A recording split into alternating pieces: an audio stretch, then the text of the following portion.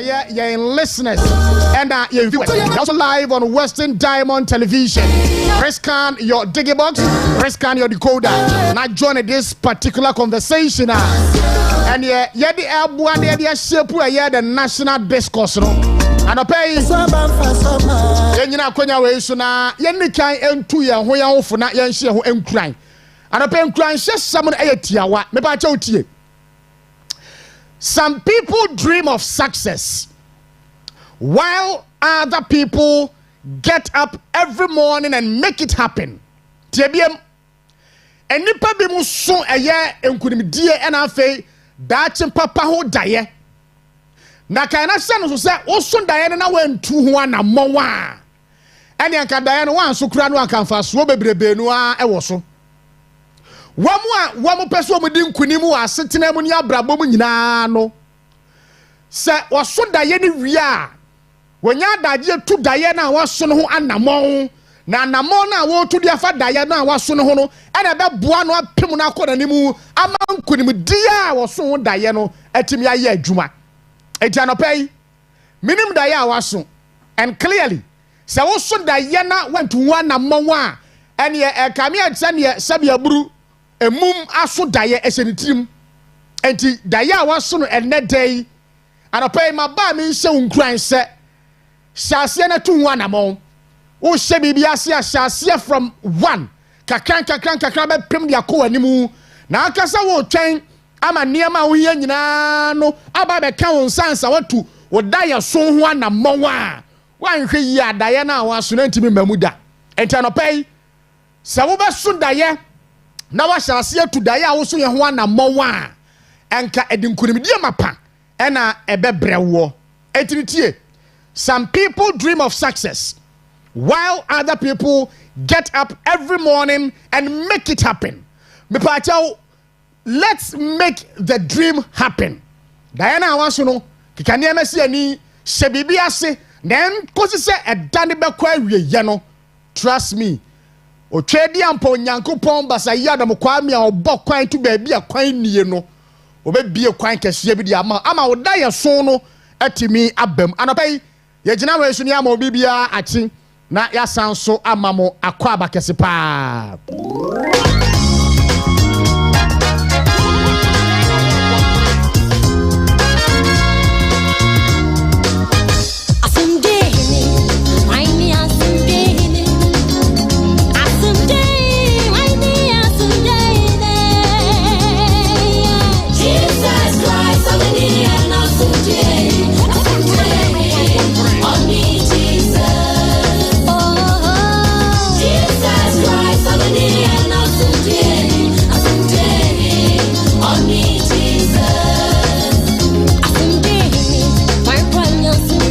Patrano page joining the biggest conversation live on all our social media platforms. Facebook Western Diamond Television, YouTube Western Diamond Television, TikTok Western Diamond Television.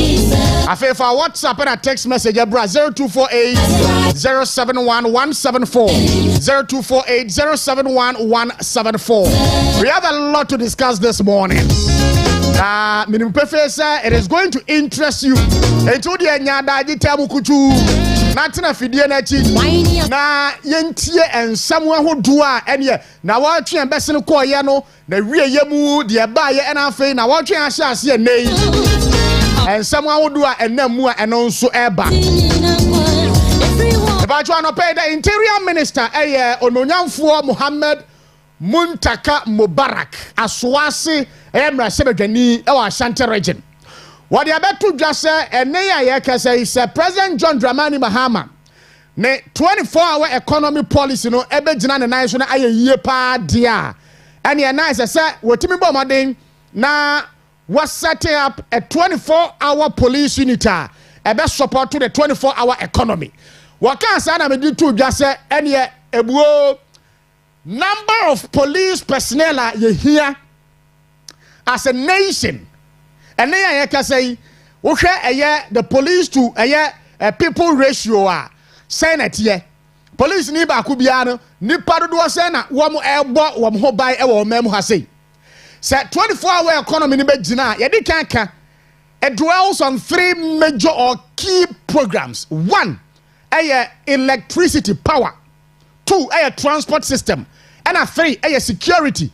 And to the said the Interior Minister say will be set up a 24-hour police unit to support President John Mahama 24-hour economy program. Noa. Yebisa, how many police personnel and a say one memu has say. Na adano ada wo ba ye wo ba be yi edipa bebre no afri adwuma mu wo ba yi omati won so say here nipa say wom ebebo ban na wom be up for 24-hour economy no won so atimi enya ban bomba pa ene de ebisa Interior Minister ne say so one pa say at the 24-hour economy no President John Mahama abosoro say wo betimi de aye adwuma meso abanfa so de amaya ya security. Setting up a 24-hour police unit, it involves a whole lot. And the blueprint and after the roadmap, Interior Ministry, so to implementing the 24-hour police unit, in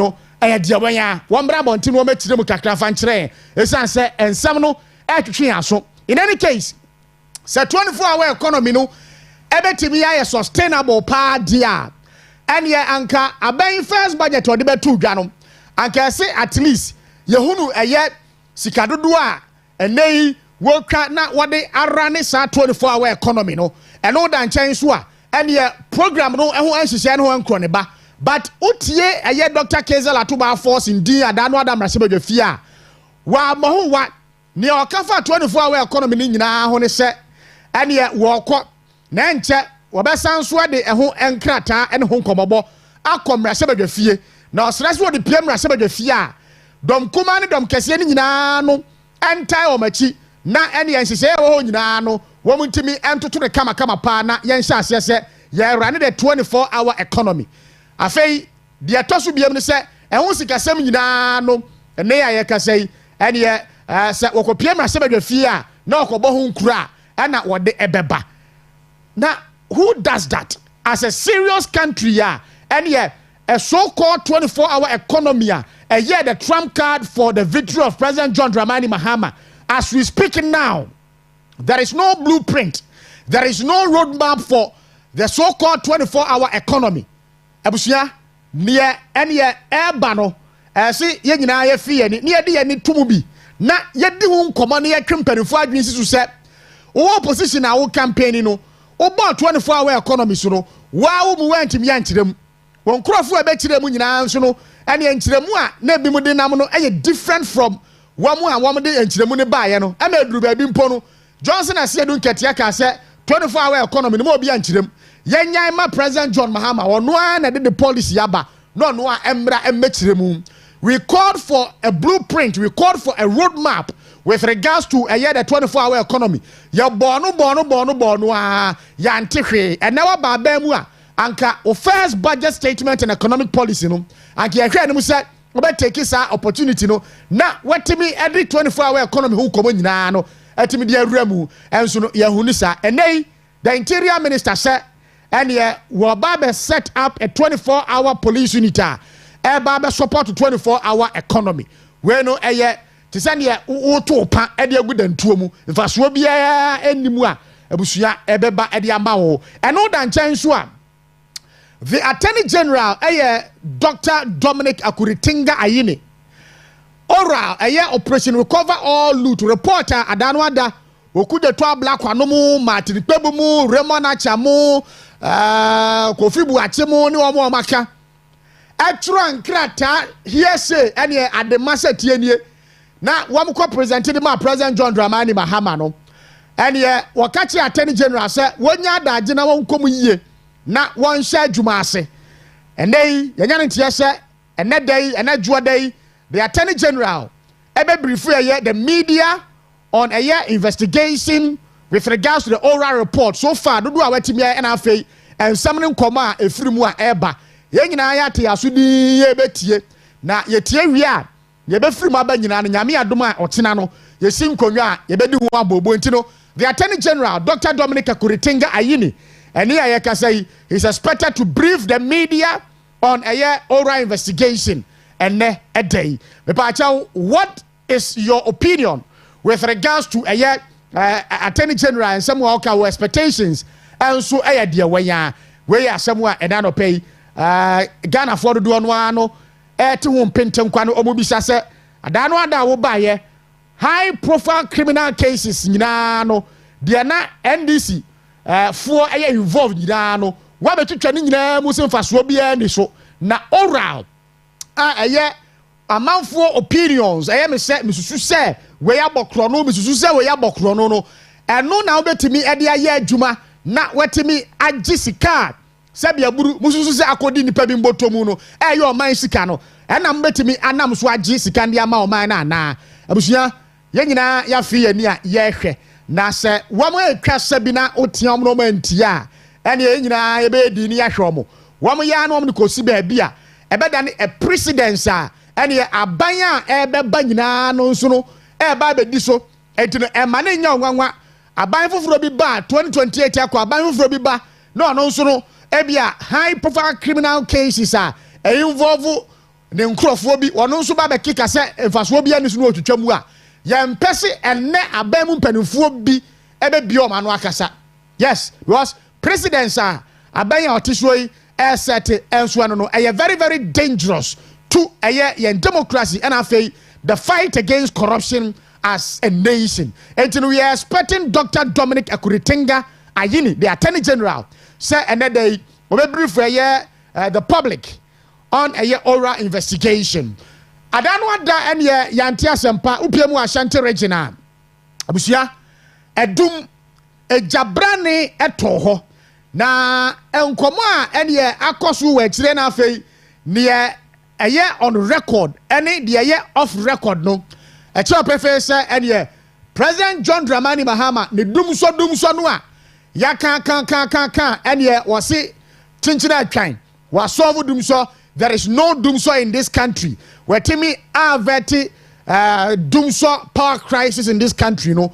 And sir, dumso no, and then nam suma upiamu a dum adano da a ja a to a stores I would do a woman a japadia would do a scene in a President John Dramani Mahama was it dumso no was noa a bunny saying and a report a free or benina and say a dumso noa and a course who and a day sa jasisiano a baya and near ya can say a nipa woman hero in yapa dear home cronebano about a general so and clearly say we are buying na unya to me no na any oh yeah and near do to a sabina a month for a catcher say Jack baby idea de na no enko ya esutie you don't need to just say you don't need to turn around to say something otherwise your name say gradually the reality is going to dawn on you. Yes see dum so and Ashanti region do wa and ye gradefo am niama se nyina no attribute to dum so President John Mahama wo de akodua Ashanti region and clearly any enyan na the Ashanti regional minister Dr. Frank Amwakohene do anyway ye baba be ye no adwuma but ye nkwa o ma ne so na ye ne Paul Kwabena Yando or ye NPP Ashanti Regional Communications Director and Ninkomo free Ashanti region. Paul Anope, good morning. Minia ejuwusu bro. Na apomuti se Anope yo. Oh, yehu adaroma bibia dana kwanso na mo so e. Yesu adom yanso ye ho ye pa. Anope Ashanti region to say. Minia anope die mamemfa akonye su na memfa nchi akese pa free Bernard Atwibo Osiako. Chema untumi ho. Emma munyina mo Western Diamond TV. Na yenda mwase ewo dani de nyina no. Madwen pa ene senia modwen Ashanti region ho. Na bibia no ebesi wa ha bia no. Mo ma matiefu a wo Western Diamond so aso etibie na omunyina hu enema ekoso yeda mwase papa na ubisaya dia meka chewa ne se eyare hostem pa na si Kumasi are hostem yanka bia nhemu What you say? Say eda baako eye efiada Black Friday. Me dey say ano sa na me ma frɛ no eye Black Friday. Say wo bedru adum eja to ho. Oko alaba eja to ho. Ahema kokoben eja to ho. Hey! Na aden. Oh, sir, you didn't come on, I think Thursday or Wednesday, no more back. Right. And then I may catch them or say, if it is a buy NDC, Ebaye, and you my year who no, meaning say film, yeah, not yes, yeah. Kumasi, your new bonia, your dear NDC for Ashanti region. Ye new bonia, ye dear John Mahama, any NDC for sir, ba yes, sir, doom so. Ye can want some say John Mahama. What dear ye no say, and Cabo doom so, a cowdiho, and think of Bibia no say, doom so, young fantauri would do. A penny for Casa Macaya Yatibili say, young fanto so. Naso so emane ne ho we de anya do mahama ya ka sa wo no dum so batane di wan ne se dum so yi wo de abra sante region na oba ha light press up adan ya dum light sa ya dum ni aso me se fiti Friday no. Mais soit. Ça me fait Japadia, pas mon point Japadia. Allez, tout moi, na shit. On m'a dit ma fâché, Andai, Ashanti region, Bonne Pen, Yadia NDC, Bonne Bay. Mini, I have a Usamo. I can say a deliberate attempt to say, you better pray Ashanti region say. And this is 4 person who pray at Ashanti region say. Now, someone see, now fire if one or Andrew one more year. The head here, Frank, my friend is saying, Richard Minister, I did not pray Ashanti region, but head here, what? Fire for the story, what yet you want you, hey? Nothing. Eti yakasa we are regional minister and not just say go and throw your weight about. Not yet your power if one. Not yet you almost any etiana. If you can't do your work and not just as your tiana was out the cow. What just say? What the other say other fire commanders no nobody be a babaka who name me Dumujano. Where there was it, yes, you are grano. One more sister free her. Many I would some Nedru Kumasi. And yet, Namianim send this in form upon the Makoyo, and it is also one name Brian, yeah, many I am Jimmy Ho. So we've been on Makoyo, and then this I just say, Bash until Virginia, many I am.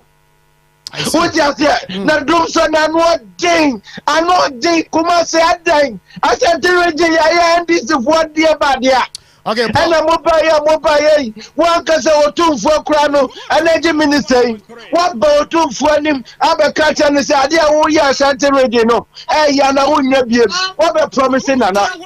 No promising na na ya. Sadia we ya sie no. Ya. Media and someone to Ashanti region pa yenya kama for no. What you say? What him say about Ashanti region? Konadu Odumasia. They see appear no. Ebi si ho. Ni petiate. Ebi se kika. Ebi na kika. Dynamite expression. I see Ashanti region Konadu Odumasia. No, be anyone wants my barber shank of weight. And over Frank, I'm going in original minister who are come up here 5,005. Hey, as I'm guessing where I see, yes, but President Amania Manemra, John Mahama ba abaninam ha wan fa ho. Okay. What you say? Wan ba ha wan fa ho. Na ejahyehyere so asɛ tia. John Mahama ba no okohwe ho a. Asema John Mahama e ka kire ye ne sɛ ɛyɛ gas explosion na aba.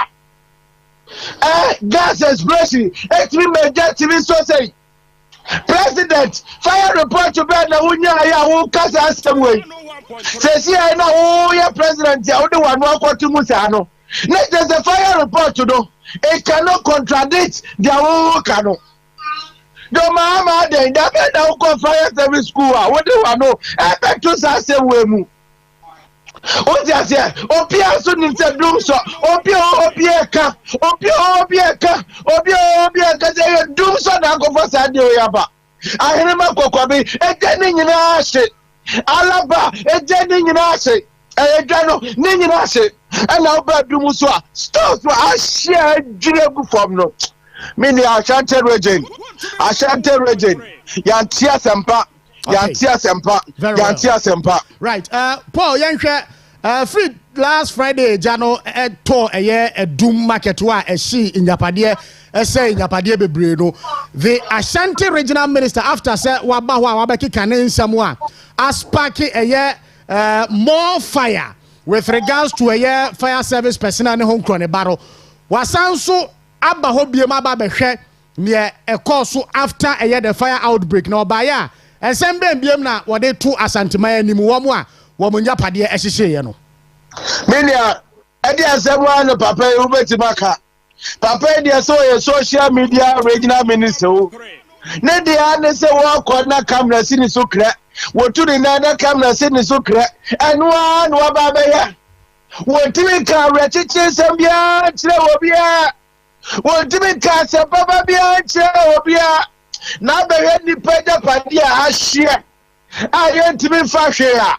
Nienya panimu bia mane ka bibia enchire obia no a mini ya awosem wotimi ka bibia enchire obia etimi se wo ba ha esu awerho adwatwo ena ato mini awerho etiana Ashanti regional friends MPs members of parliament omo Kumasi ene Ashanti region nyina no enne omo ne ye bedin komo omo na ebia ye betime nya rechichira free wo mo ho dia enti no ye hwede ombeka na regional minister dia wono social media regional minister ene enim all right Paul mayana se ne mfa wonsi ase anopai nyame nso no ka ho why yo mumma pa ma Ashanti region wati okay mo nyina mo trasia mo bi maya ne enim se andi sifo bi o makoye ene digya hyehyeri braya dia ye de ye ntiminka very well that was the Ashanti Regional Communications Director for the New Patriotic Party, Paul Kwabena Yando. And yenene edi enkomo. Some 11 minutes gone past 7. Now yebisa se edi na eni Asantemai aye NDC. Edi pa ena Asantemai aye NDC amanyoku no. Dumso yi. And wa ba beka se waswa no enso ejasisi a eba ye no wo mo stores wo a wo mo ka nyina no ese eye dumso no ena ma ejasisi no eba ye enti clearly sankoma president ankasa di ka be boss na fedi minister for energy enso be boss nyina no ene na sabia buru sabia kudonto na ensisi so yie ankasa in any case the Ashanti regional minister adano ada wokwatiantiamu bu fire tenders no eso fire service personnel no so no ye bisa se anya bia no budget dodo sen na afi President John Mahama ekra yese yemfa nko fire service MCR me the way bia ma fato so mame we total budgetary allocation. Enti osha flyer ne so a wonu say afi 2025 budget statement and economic policy sika abanya otiswe ekra yese yemfanko fire service ay 2.09 million Ghana cedis tiebiem 2.09 million Ghana cedis yese afi eno ni sika fire service for ade adwuma nationwide tiabiamu anya Ashanti region pe Ghana ha nyina no fire service sika aban na oteso no twade ma omse omfa anya adwuma 2.09 million Ghana cedis. Ashanti regional minister ya okotiantem gu omusu ye bisa say the Ashanti Regional Coordinating Council afi budget e ba ye sika do sen ana NDC President John Mahama etwa asian fanko Ashanti Regional Coordinating Council 24.88 million Ghana cedis 24.88 million Ghana cedis ana abanye etwa ase yan fanko Ashanti Regional Coordinating Council baby a Dr. Frank Amwako hene eye adwuma no 24.88 million Ghana cedis. Fire service no 2.09 million Ghana cedis. And you know right ben and the Ashanti Regional Minister I was say we go to na wa commande na wa demand say fire service for no e ka so mitimi so jana no ntamo na eniema ankwankwasi bebre clearly wa wonim say fire service budget a ene afi mutwade ma wa mo no etimi fa nya hwe etini dede no akoye dede wo ho no ene hwe mfa so bia afiri mu ma anka wo ye dede no nanka budget allocation no a ye de koye no what the president Mahama say ha Jack we dey swa fa bi ka ho no mutimi nya adwuma ne yie wa anya ne sa asore amu abetiri so akwakwade nam ho ekokekam e de agu amanfo so and emuaya e de the Ashanti Regional the Ashanti Regional PR edema fire service edema no Aleskin not nati na eno ano no chinse no ni tim ye dibutu so ma no say what was the essence of shouting just to create an impression for social media that was very uncalled for and you know the Ashanti Regional PR edema fire service say dadani kikamu a Ashanti Regional Minister Bejina wa no wo ye no faso bia ni so and of course and faso bia ni so a ye gitumu san faso bia ni so na we no we say what they create an impression for social media say and ye wono Frank Amwako yin no ye adwuma pa e wa Ashanti region na kan te sa e de na be ba ma regional minister whole regional minister atorenchemasi na fire service fuo agina eye owuo ane enkwankwanta nan na wo mo hwe adum gya no okoduru hɔ a wanya hwe asɛm bi anka ankyerɛ ujara okika mo fire attendants ne kra ensuo nimu na ɛna ye adiai meanwhile you knew say budget abai twade ma om say wo mo fa nya adwuma afi mu no esua 2.09 million Ghana cedis wo office no yama 24.88 million cedis entede na asi again, we should be truthful to ourselves. Na yanka no kranchire nipa wo kura tumi no. Eno ano no. And there was a post by Richard Ahiagba, NPP National Communications Director. MCR obetimi dia to so ama me anka be me de ne yankenkan. O say the Ashanti Regional Minister's populist abuse of the hard-working firefighters who bravely battled the intense fire in Edum has become the main story, overshadowing the plight of the traders who have lost their livelihoods and businesses. These courageous men and women risked their lives to combat the raging flames and deserve our commendation, not the verbal abuse they received from Dr. Frank Amwako Hene, the Ashanti Regional Minister. The firefighters in Edum didn't just respond to an emergency. They made sacrifices by rushing into a dangerous situation while others were fleeing. They deserve nothing less than our gratitude and respect. The regional minister should apologize to all firefighters, particularly those who fought valiantly in Edum under very difficult circumstances.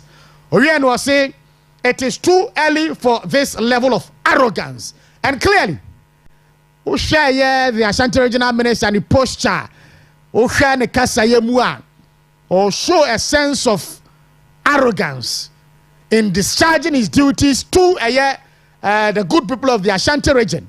And clearly, the firefighters wɔn de wɔn nkwa ɛto asaniani na awo bɛɛ bɛ duru hɔ a as a regional minister wɔn anya hwee anka ɛkeka sɛbi aburu nsɛm a ɛnfa kwan mu ɛde akyerɛ wɔn saa ne ɛbɔ bra yei saa ne ɛbɔ bra naa ɛde nti ɛno no some 18 minutes gone past 7 bɛpaakyɛw last weekend honourable member of parliament for Old Tafo Pankro no honourable Echo Vincent Asefua Esquire waba Hunter West Bokro Agenda 111 District Hospital early late last year President Nadan Kwaku-Fuado through the Western Regional Minister Etimi Echo Commission here na wa commission wie no and the everywhere by and say after 3 months first quarter of this year the hospital should be operationalized. Fofian Tuata MPP aban fra konwa ne so NDC aban ba ya enkoma a wobo nyina ne se agenda 111 hospitals are not dan kwakufu ada sha asesi osi no wantimi anwie ba kumpo ba ko owie ye no enu mpo no ane aka niema ba ko mienu miensa bia ese yetimi di gumu na yetimi awie na se yebetimi awie a ehia sikapuduo pa e de awie 2 weeks ago the health minister ononyamfo Kwabena Minta Kando eba eye Bokro agenda 111 hospital eba behwe wo behwe ye ne kasa mu nyina ne se abandada na ntimi anwie no commission ye na se yebetimi ay mana ye operational a ye hia 140 million Ghana cedis ansana agenda 111 Bokro hospital no yetimi ebia no yakwa omano so na ye the former MCE Hunter West Municipal Honorable John Ajare adi nkomo ne bisa ne say the state of the agenda 111 hospital ewo Bokro no sign na tie ansa na hand over to the current government. Honorable Anopoti Enka, good morning. Good morning. Na ohonam bokọ de Nyame adomo wo ye o. Yada nyame ase papa. Honorable yedi kan we di nkomo de dada afa agenda 111 hospital no ho but enkomo ye pejai enkomo a last week Honorable Vincent Akwasefua eba Bokro agenda 111 hospital site wo eba behwe ne ekoso wo ho na video no mu no ne no opeso o kire nyina ne se bibia ye ready bibia wo aye ready enti no wonim adekode poti ntia aban se wo hia 140 million Ghana cedis ansana watimi ama Bokro hospital no aye operational wadaroma we handing over note to odema aban na the state of the agenda 111 in your municipal net is saying yo minua anapay medase bebre maminchia oye wuntumi on our way to wuntumi radio than Western Diamond TV anapay yami show osikeni anapa we me dawasi bebre na NDC Ghana for orange yebuhun woni suman most morty. Well, I know this time around, they are always finding fault of whatever MPP did. Just to paint some picture be Magana for there, MPP, Omobayano, Omai say. But the real thing that they should do, they are not doing it. Meaning, Agenda 111, we can use Agenda 111. Agenda 111 Hospital, Bokro, Hunter West, you bet to me, Akum, Ma, Yakaji, Ayalshe, Hospital. The issue is that before you be fee abemuno now hospital no bibia hospital is complete. The other day me can say I can't no man kitten be and when you're handing over no they can say the only thing that is needed I say the quarters the doctors bangulu no and umpono but I say small maybe also to me and I quite remember say in the second quarter early second quarter no or say the hospital should be operationalized. I see. It means you can say 140 something 140 days no. I want to be sure because minimum say what the ejuma contractor na so oye ejuma no a as he prepared the certificate which ye be even pana sika bi ni wa wonene kasa na he still works. The 140 million was a send or mukutino. Is it sika aka or say or muchemo contractor and say and then also munya the source one son of my side jumano and son to maybe a hospital no. That is my argument. You see, because I have been at office, I know the office, and almost say no for contractor now see there. Maybe I'll be no then the sika say I came. So the seeker say I came out, I try the funding manaba near Chiama contractor. Is that what they are talking about? Oh, they are talking about say Sika or see would you know? I didn't mean to be who because who share Juma Aka or Honwa, Sasika Mukutino, mean to be no moon yarding. You are saying say Agenda Wawa Hospital, ma over Western region our Bukro. Your commission no. Ubutum na ya ma nyimpa abem na wahwem doctors botuma aba nurses botuma aba yedwuma ho ma yetum ya akone akaja ayarhwe entiza wokakani hina no oye asama sabi o yantum yanjintum ne yanjintum china wo me yente dey Agenda Wawa hospital no wombei so that we will all be sure there Agenda Wawa hospital na train na adodan kwa akufado otum be wie no onya aza obobei na ehuru ye hina no yatase. Okay. Another yes, but if they tell us there, Agenda Wawa Hospital, Western Region, they know only muta all Bokwandia, then they are lying. All right. And the state of the hospital, OPD, near Bibia or Homeboa. Bibia, you're fine. Bano, the various wards and so you're Bibia. Ward didn't enough, female ward, children's ward, whatever. You see, everything is intact. Some beds were even brought. And other materials kakan buy. Until you know we were waiting to say after commission, the nurse nyamano beba items in the beba. Into items in the bala within this for a second quarter remia or hospital or say yipi. But I say no music no. I just say nyen no chino. Yes. And this is for no yes nyen no china. Because the contractor was also doing certain works kakan. Sabi wa wo fie mpo aya wo kwotinem no sometimes wo kwotine da animu a bia na wo nwie bibia mpo ye ba wo tumi tinem na contractor tumi ye adwuma kakan ye petty works that should be done now some of the materials ni bia equipment ni bia also me there omode baka ho kakra eno ano no I see no right Ojoni live on Western Diamond Television the you know Ahanta West Municipal Hospital Bokro the state of the hospital NBC aben say they be say here an additional 140 million Ghana cedi and Sana hospital no atimi operational and honorable it baffles my mind because a complete hospital yeah esa ben timi ema amanfo koya adwuma mu na ye hwe amanfo yade omu wo hwe videos ye guo ya see a complete hospital. One of the hospitals in Ghana, and ran it very, very fast.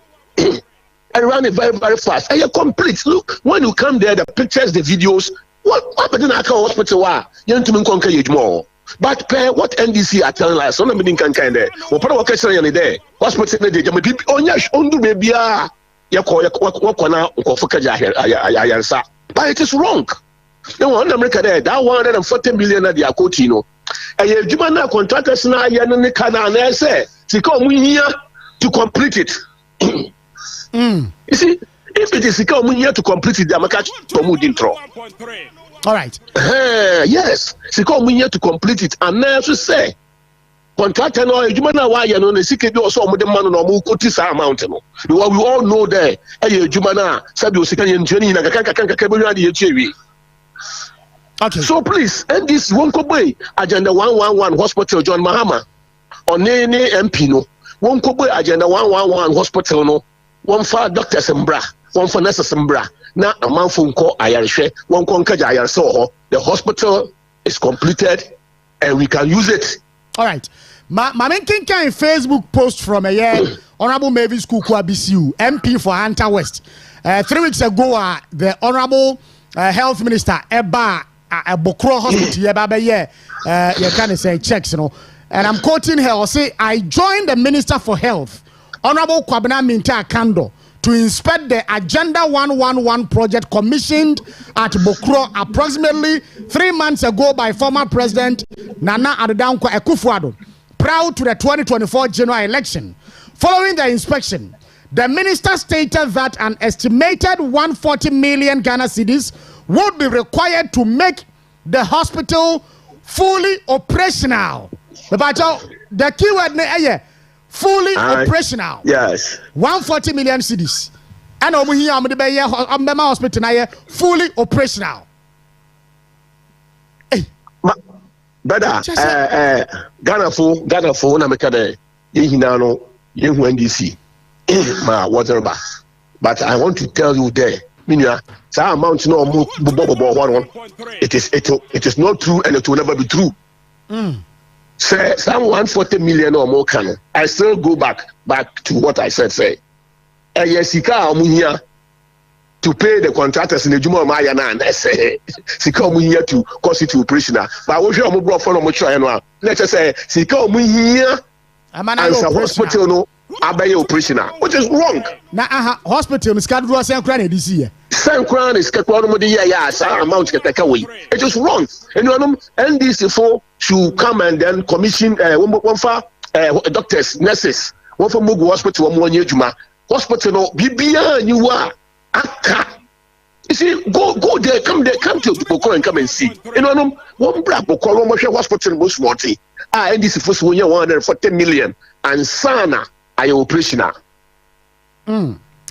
Honorable, ma yana senior founsi ase, but wamo ba ya no wamo consult wamo atunsa for se brana and bebu akonta kakra because Agenda 111 hospital e Bokro there ekoba nyina no osira so na sie from day one consult from day one almost assassin asam omukwaje ye ni na mia na isimisoa me diwe ye and I know everything nitty-gritty of the Bokro hospital meaning bibia wo me hu your Facebook as also what they can tell me say omako meaning ho he but I told them say they are lying and Bokro hospital no bibia ekodru no e betumi akọ hospital doctors betumi abaye adwuma nurses betumi abaye adwuma hospital. I still repeat this. All right. And then Nekra, you say, Dr. Simbamba Yejuma, or Mitumi Ababa Yejuma.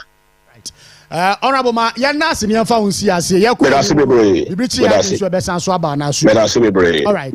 One of these week, I'll come to your studio. All right. You know, Honorable John Ajare, a former MCE, a Hunter West Municipal, and a Yenena Dinkomon MCR.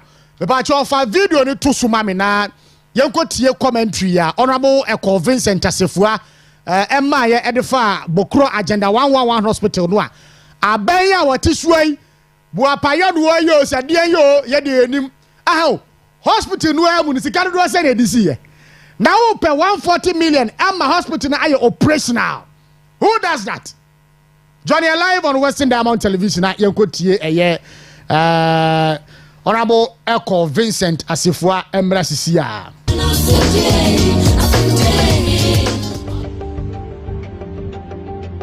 Fellow Ghanaians, and ne yaba a Bokoro Agenda 111. What a Hunter West Municipality. Yene Benifua, Omoda, a hospital yano edin almost say order from above, so we cannot enter the facility. And also, the outside of the facility shows clearly. Say this is one of the best Agenda 111 hospitals. His Excellency Nana Addo for the year. With taxpayers' money, and the idea Juma come say, will be politics in team person culture say and they are not putting people in to come and work. You can clearly see Hannah Boom Futuro. You can clearly see that it's a cost to the taxpayer just because it was done by one party or one government. Which government you were not part of? One of the machines that has been fitted here, clearly everything is also in place. Somebody told us at other places, said because in mortuary, the started hospital here, the mortuary has been completed. People were telling us that mortuary should be a condition precedent. So you can see that all the generators are well fit here. betumi aye adwuma nti expect say within the shortest possible time any serious government who want to operationalize this hospital. In fact, this hospital no the completion level so doctors quarters.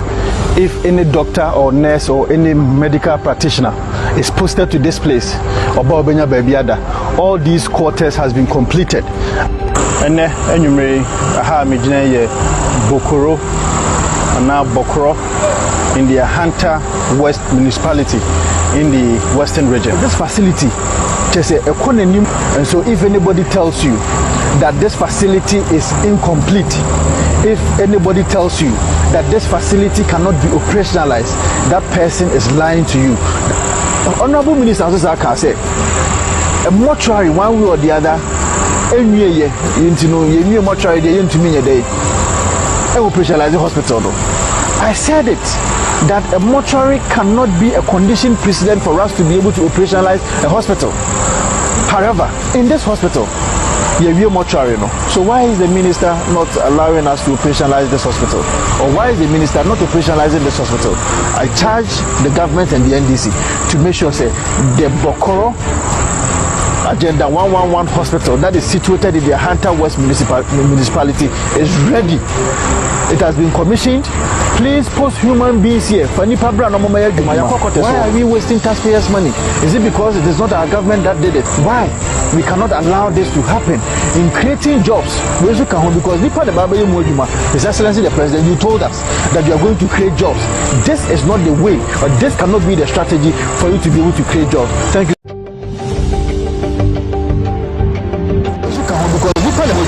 His Excellency the President, you told us.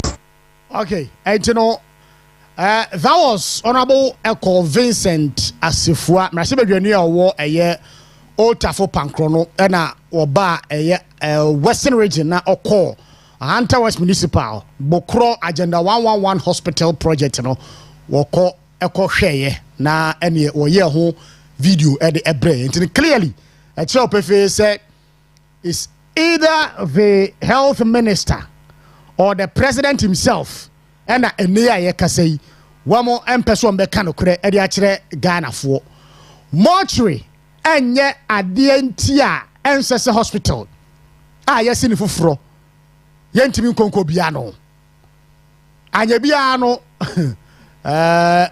odi dia me pese me kan bia me koka na de nsem bibiri no abeba ye fancy. Some 36 minutes gone past 7. Wound to me 101.3 Western in the morning. Jubadie esu enye. Ochemaba ASN chill. One ninuaba abna sewa meni ampon. Atenase. Ena juoda kuankra tamu boswo. Womo ede ba. Yenkona yemo machi. Nafi yenshen komo twihwe no ase. Ochemaba to say. Oh, oba de admusika. No den say ndisi amembu. Ho den to say ndisi amembu. Tare. Obone cham so kra mo. Eba tado fen pampin na yon say dey. Oya ne hwe nya yi. Ne so oye ne no an oye. Say ya papa o say nya papa we no an oye. So was won ti obia first term no. Second term ye ntie ti obia kra. And double yentiobia. And to the second time you was the yentiobia. Yentiobia. First time no see yentiobia. Is ya dear. Yentiobia. That's what the Cabiano over the bar. A community. But maybe who say misplaced priority. Misplaced priority. As a wound your moye. Who say be bottom for crunch shemu. Intina kwese ntoka fono wo no atwa keka ade bebe so mbia paper kra na woto on sa ntoka fono wasa ba enya wanwa san se be se control pen na homa so no kon. That's right. Ya na pen e di ho akwakwahye mu let's do it 4 years there we chire ya but sawa me bawo but were you surprised to hear the honorable health minister saying say Bokro hospital me be here a whooping 140 million Ghana cedis to make it operational? Were you surprised? I was surprised, but to the extent say, me who another report been so was a different figure. Who quote another figure? Hospital. I say government requires $9 million to complete Bokro Agenda 111 agenda, and it says the Bokro Hospital in the Hunter West municipality of the Western region, which was opened by the previous government as part of Agenda 111 project, remains blah blah blah. So according to Minister for Health, Kobena Minta Akando, the government requires approximately 9 million Ghana cedis. Oh, dollars, sorry. $9 million. Yeah. To complete the facility. I don't know, say $9 million in equivalent to 140 million Ghana cedis. Okay. Say when we quoting in dollars, but when you see this, right? That's right. 140 million cedis. Yeah. So it could be say $9 million, no? The equivalence of 9 million. But okay, video Honorable Vincent Kwasifua eko who twade ba ye no a. It will say should the people of Bokro accept whatever this government is saying with regards to making one hospital no operationalized. So omache ewo womoni e bia nko se omo ye aban we buy or can sa asem no se omunya 140 million Ghana cedis no because Oscar the previous government no na dwumpomu and wotumi see agenda 111. Yes. Now all the 16 regions and you be an nya na de fully operational like this. And this motumi nya biribi say na sa ban foforo ba na obeka kire me say me hia sika amount bi say the commission so demonstration kura check so mo ye biribi kura mpo before kura minister beka sansem no and maybe school go be you member of parliament for Hunter West na one also supported that a year call na minister no kan wa asem no but you see you are an indigene of Hunter West maybe school go be you member of parliament you are an indigene we your kroba in the same krono ebugu yeso aye na ebugu yeso na konfoboni wo say what na kromu na krono ebugu na ebugu egu na yeso no kamomo ba ye no na kwase muhunu de ekoso ne de aye bebi de duro no kase musum tumi adan eka bebi so ye betumi yaso de betumi say be employ the nurses no amoma ba be ye adwuma wo mu but to the extent say o condemn ade no kura entirely say ade kura ne enye hwe afa kura de benya 140 million Ghana cedis e dey completed then I think say I'm very sorry but you say konfubone wata ya afo ho ma konfu pa be sam ya de yinimu was going to me yinimu say MPP enye hwe kura no wo ye duru that level fully complete finished be bia me hu generator na kam yesu na generator be bia crazy wo I think generators bear 4 look at this and generator efidie esiwesiwesiwa ne yanso yes esai what is esai and then the esai be beto maintain no na generator na esiwo no asabe ye free say efoforo enti yanso no what na bia be kwa so anye so enso another eka na bia beto so but I think say omo hwere mo ye be fa yesere omo pa all right ochema ba da say abna machi ya wofa let you say ofa me ho ye na wo de ne yesu adom ye ho ye pa ahoden wo ho pa na agenda 111 hospital Bokro de no ho enkomo de na wo ka de afa ho because me video na me hwe me hu kura adwiri me say video e wo ho na health minister nya kokuduro be ka kire adehye wo ahanta we se mo hospital no na do e commission ye nyina achi no enya ade ye betimi amana ye adwuma ye hia 140 million na to say ofa meda se ma menche tiefo ni ahwefo me momu de sene na ochirema eka no na enya me nwanwa enso sene adehye wo Bokro wo agi asam no so no e na ase e ha agene kakra because in the first place me baby na me expect so very active whereby ya aban no ekoko kan budget a one kan what you say one more so na emiamia would I think 3 and yet to me commission here. That's right. And to that particular place now we shall say and we need this amount of money to complete all the agenda 111 hospitals now. One cash no. I say they are not boarded. But they should be boarded. Ya resabia. Most so much no. What you say?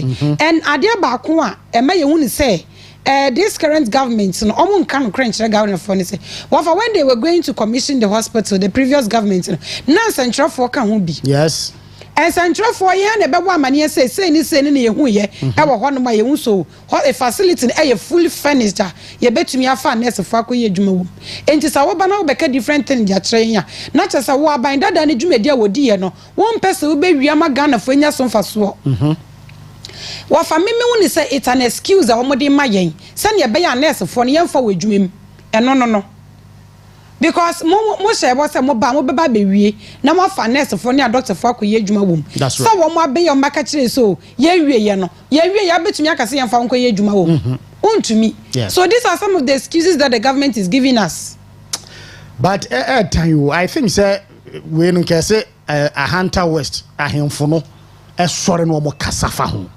yes because mo pekro ni ya wo aban bia baba be pega saa de we de asi ho a commission aban no ya to abetia na mane ko wo bi fofora ba ebe ka hwa ahemfo okuro no so animu aka kire mo se ade na asi wo no amudi mani hunu se ya commission no ye here an additional 140 million Ghana cedis to make it operational na ahemfo tete wo hwom na wafa info crampo yemisa wo mo Jerry commission we dey no there they were there 1.3 mo inspect here yes and send the commission ni bekoso so you should be able to speak up okay only me say omodi ahemfo na atem kra oh yes because ahemfo na releasing sase for the construction of aban project sometimes ana omoye no ahemfo be releasing sase na no matena se na mo dia asase nyantam we e dia ma bandada no so many project was so of which he heeded to the call of Ayinfono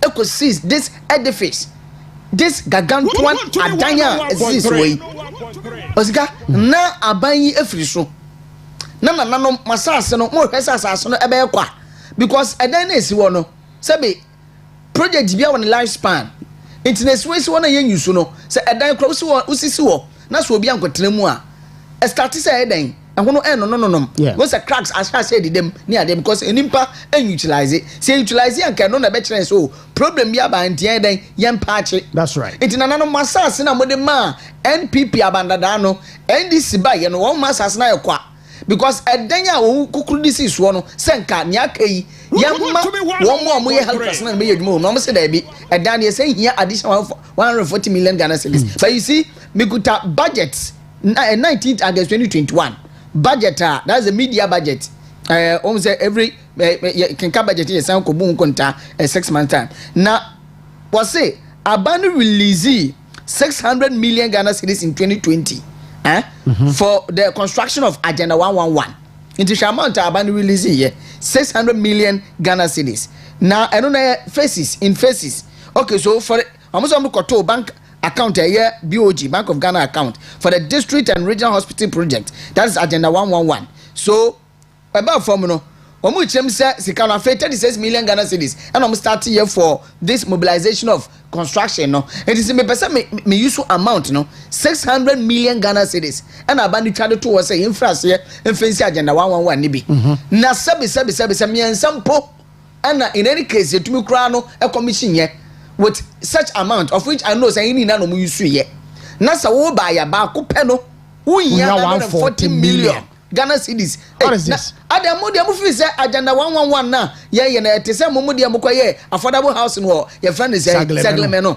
200 million Ghana cedis at the end of the day 5,000 housing units esimu 1,506 per 1,506 not 200 million Ghana cedis no $200 million asa $2 million na asa ye yusu anyway ya de ehunu ne ye beka mo amwa Hunter West no masumwa se mbetena ho aye din ahwa abai we ama ade na siwo aseya mu hia yare sa age se mo ba eye ye ka de sei efian kwanta mu hia yare sa age se mo ba efian kwanta ti mo betena ama na aseya etojimara wo hwa obra no some 46 minutes gone past 7 ko akrata mo boso emre aso mo fa enwura mu ne yenko Wafa yada se yabesha sie edi a free the Ghanaian Times ko akrata no emu Ghanaian Times yes the most authoritative newspaper Osha ko akrata ni ma President John Dramani Mahama no wakase ne numu samye krunche ne ina no akogu krata feto sudumi ensa na won se ene eba no textbooks awodo a aye printi edi ema nkwada e wo schools wo Ghana ha ya na ekoto eno na president ichiremu say afidie 564.6 million Ghana cedis ne nyina no ebetena ya local economy mu ayi sanse ene textbooks no enya de yedi emma afoforo ama wa print na emom Ghana he ya ene baba print eba ne sasa sika no ebetena ya krumu ase ya the Ghanaian Times enim yedi abeto ha na seedlings ayese ye ba bedua afi eye nua no nationwide yes 7 million seedlings and ye ba bedua afi nyina the Ghanaian Times ko wakrate ni munsam na no pay edinam eno no uni atumi dua 26 million o dia 7 million we yes start friends na MPP den friends Green Ghana yeah. Yes they started with 20 million seedlings and now exceed by 6 million till 26 million 2021 almost started here o France ya 7 million na wa sanso asasa din no aka ho was it 3 for life station ayo me ekwe ni menu na blue sea no say blue waters nso a daily guide osika na me de to aso anopay daily guide na atata ndc abane ba yo mo de tata NPP appointees bi no mo no wo mo kirem se wo mo de list bi so e de aba kratafeto so emiensa anopay daily guide e de abase NDC wanted list out na yero gofredi ebo adame kane attorney general minister for justice ni foni da Asla Usu Ekufo kane minister for communications and yero kwekwe siama kane minister for transport omufoni ena da ye kire mu se womo ena eduro mu so se betuma agbewuro mu fie na sabe ekodi etutrasem ekodi anfre ni masem ekodi ayambransem assess omne metututu omo CCTV camera ene ade tiamu nsem so no pay daily guard kratan fetoso miensa e de aba na the demoralized Ashanti regional minister I would demoralize Ghana National Fire Service no omodo omontokwa no e de aba beto ano pay say Ashanti regional minister sabe wan fe ni die amfa ma dumje dumeku no enam edum ja eto ho ene nsensem bebre no a enam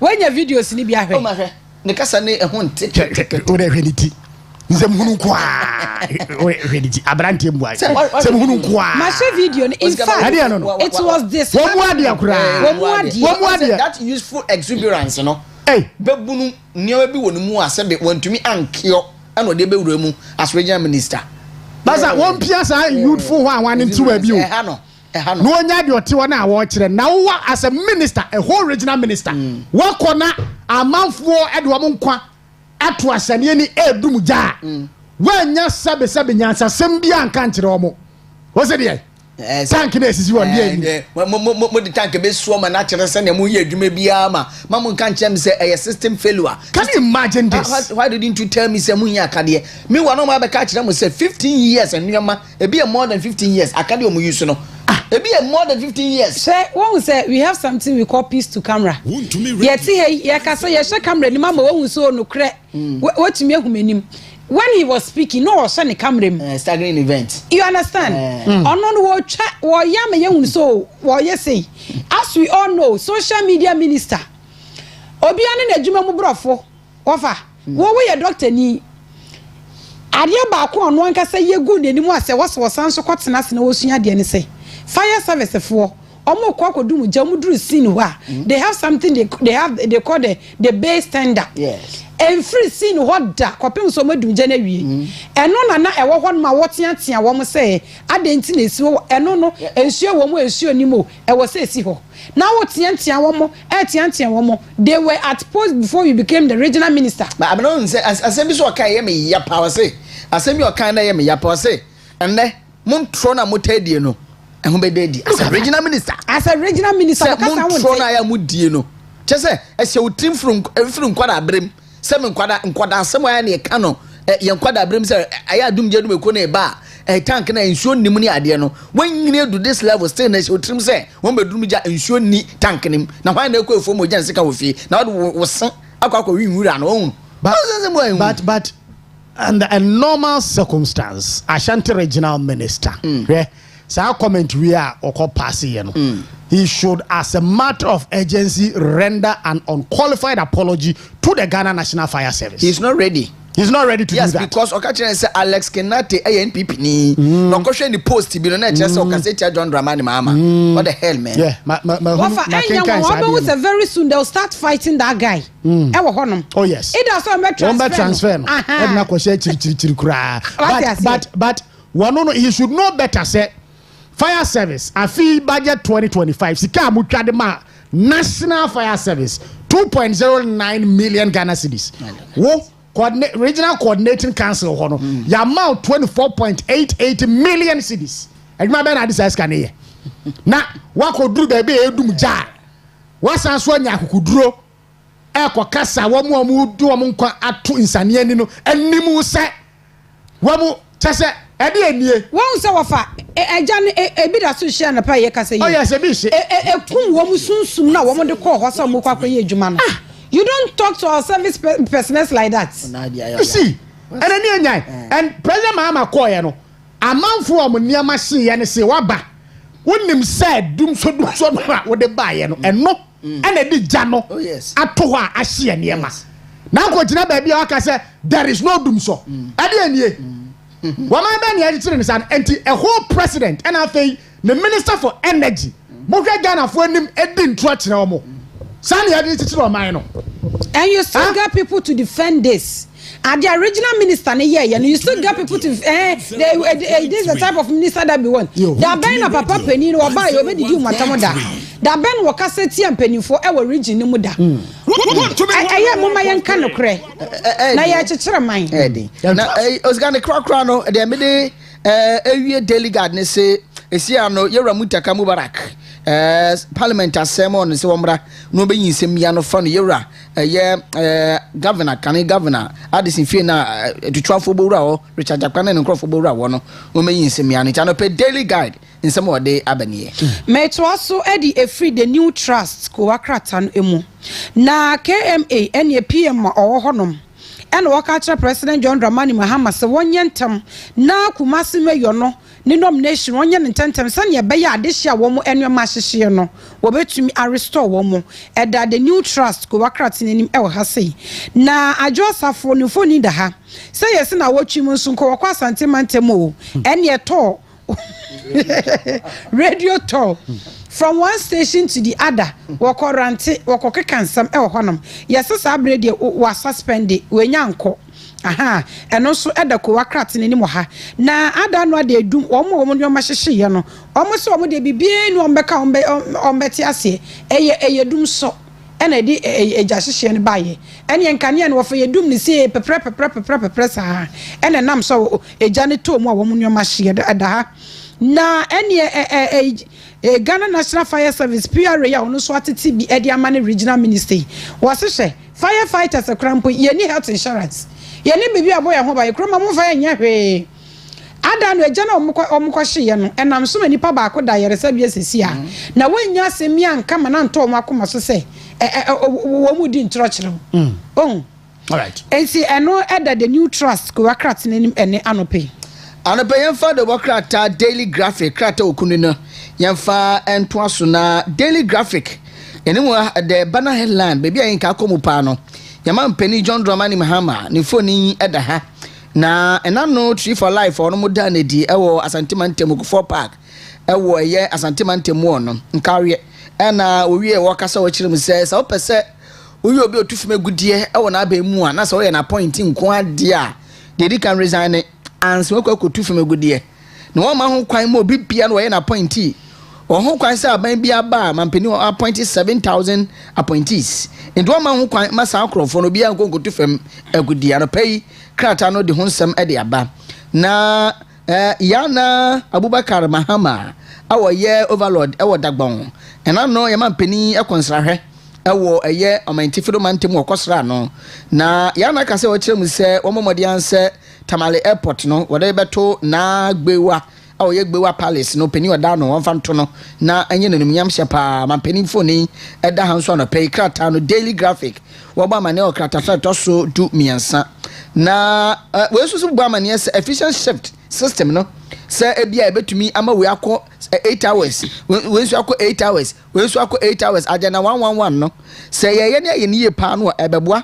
ma 24 hour economy ayeye na KPMG fo na this report dey aba no pay daily graphic truth and accuracy every day what the munsema dey aba metro also Eddie Efri the custodian or fearless fair and reliable finance minister Dr. Kezela Tuwa Forsen ne foni da hakrata fair to so miensa ene ekrunche ne num semini akoguo wase wom build enough buffers for a domestic debt exchange program payment no eda ko wakrata ne no ha President John Dramani Mahama da say lance minister also dey ka ho wase abane be sha say Tree for Life Reforestation Initiative kratafe to sumienu na say adano ada Dr. NS Addison fie na Richard Jakwane ne morantie no kobowura honom no eno na law professor bi da ha wo bisa say edenti munyina so pan enesen wonom no mokoye na mokọ akofa akefa den amani ye ni mra wo mu ana mekenka we bi say ne credit a yes here NS Addison when install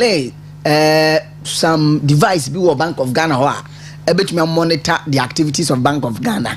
Okay, baba. Say no credit ya. Saa nsɛm no mo kana yɛ nkwala asɛm yes yɛnyi atra saa nsɛm no mo keka no ati aseɛ sɛ o monitor o meetings na event a yɛkɔ so yes na ɔde agyedeɛ for what reason aha wonya kronfo a kronfo bia bowura obi fie a de di kan a wo dismantle no ɛyɛ ade a ebe take record of the activity a or sa sure place woro etino Richard Jakpane wo mo edi so ewura fie no first thing a wo mo dismantle no aye the CCTV cameras sure yes etino o dismantle say na be a woni ya wo de ko fie ho no yenkonko hunu mebua yes yes eto nya kronfo abeya sa de no because about si ankasa ntia sa asa no koso a ahwe yerum kometo omo na what is this because anopa be 5 am no ogbawuro obi fie no yere se o da ebia no da ho naked ebia no kunu krampo epie